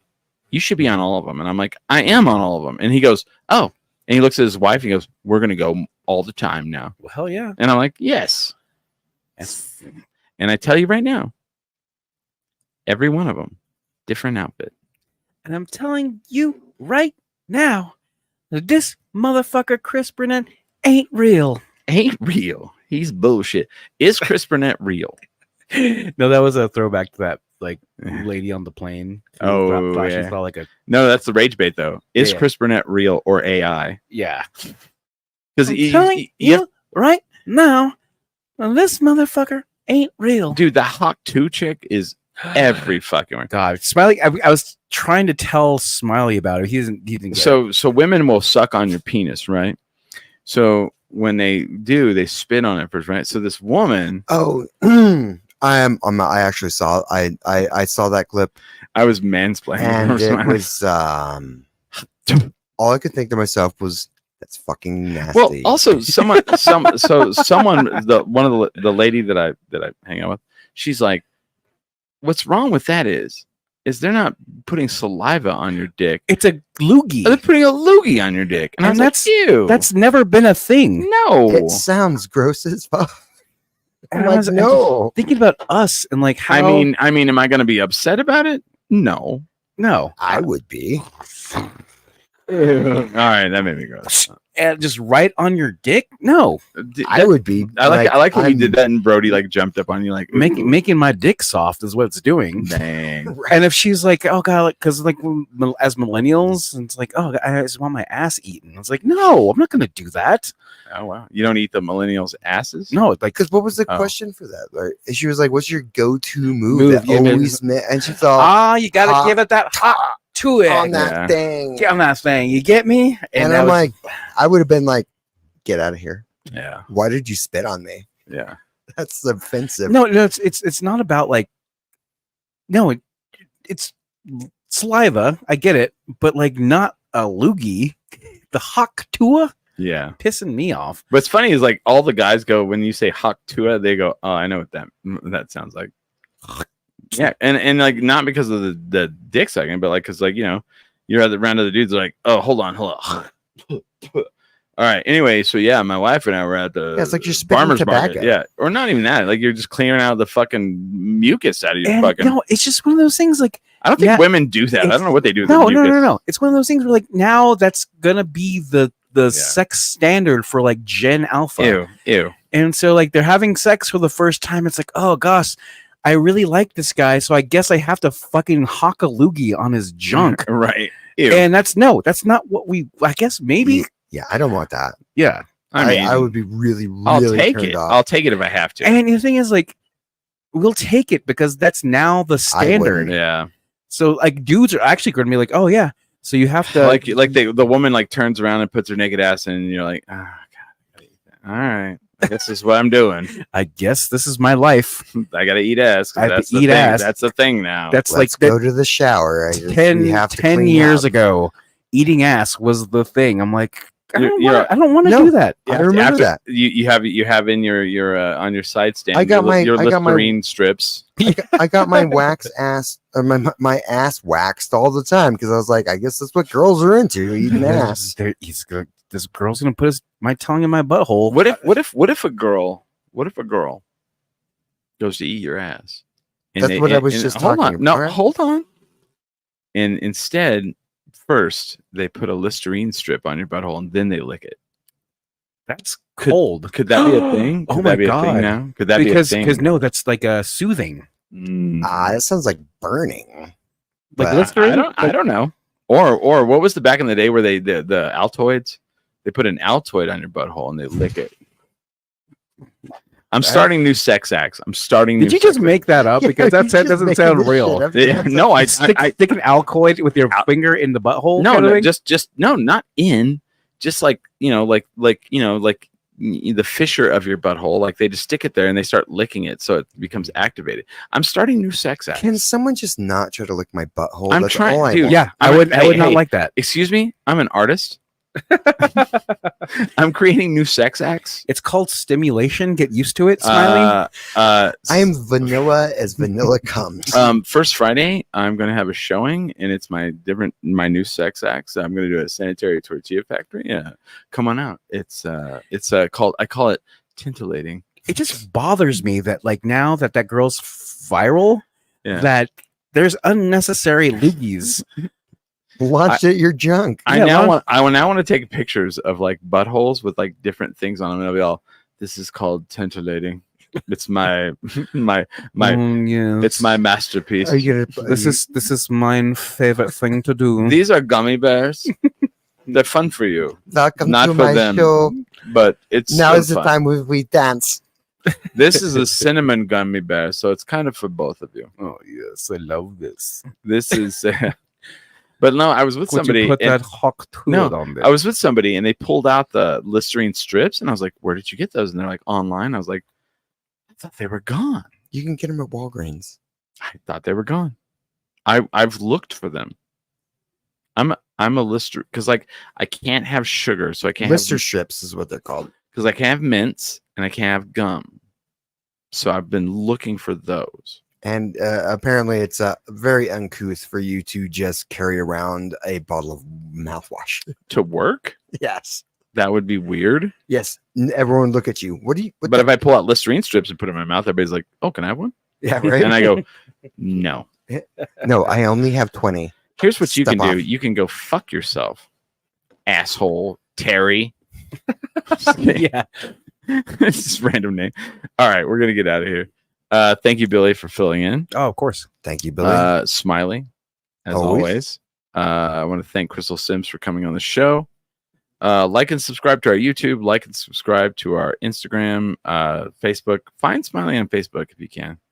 I'm always there. I'm supposed. He only to has get- he will let you invite you. You can invite to be his friend, but he has 600 that he has not accepted. So Oh, that's true. You should probably look through that list. Yeah. See, make sure yeah, if any of them are people. okay, I will. And with that, we We are are 10 10 drink drink minimum. minimum.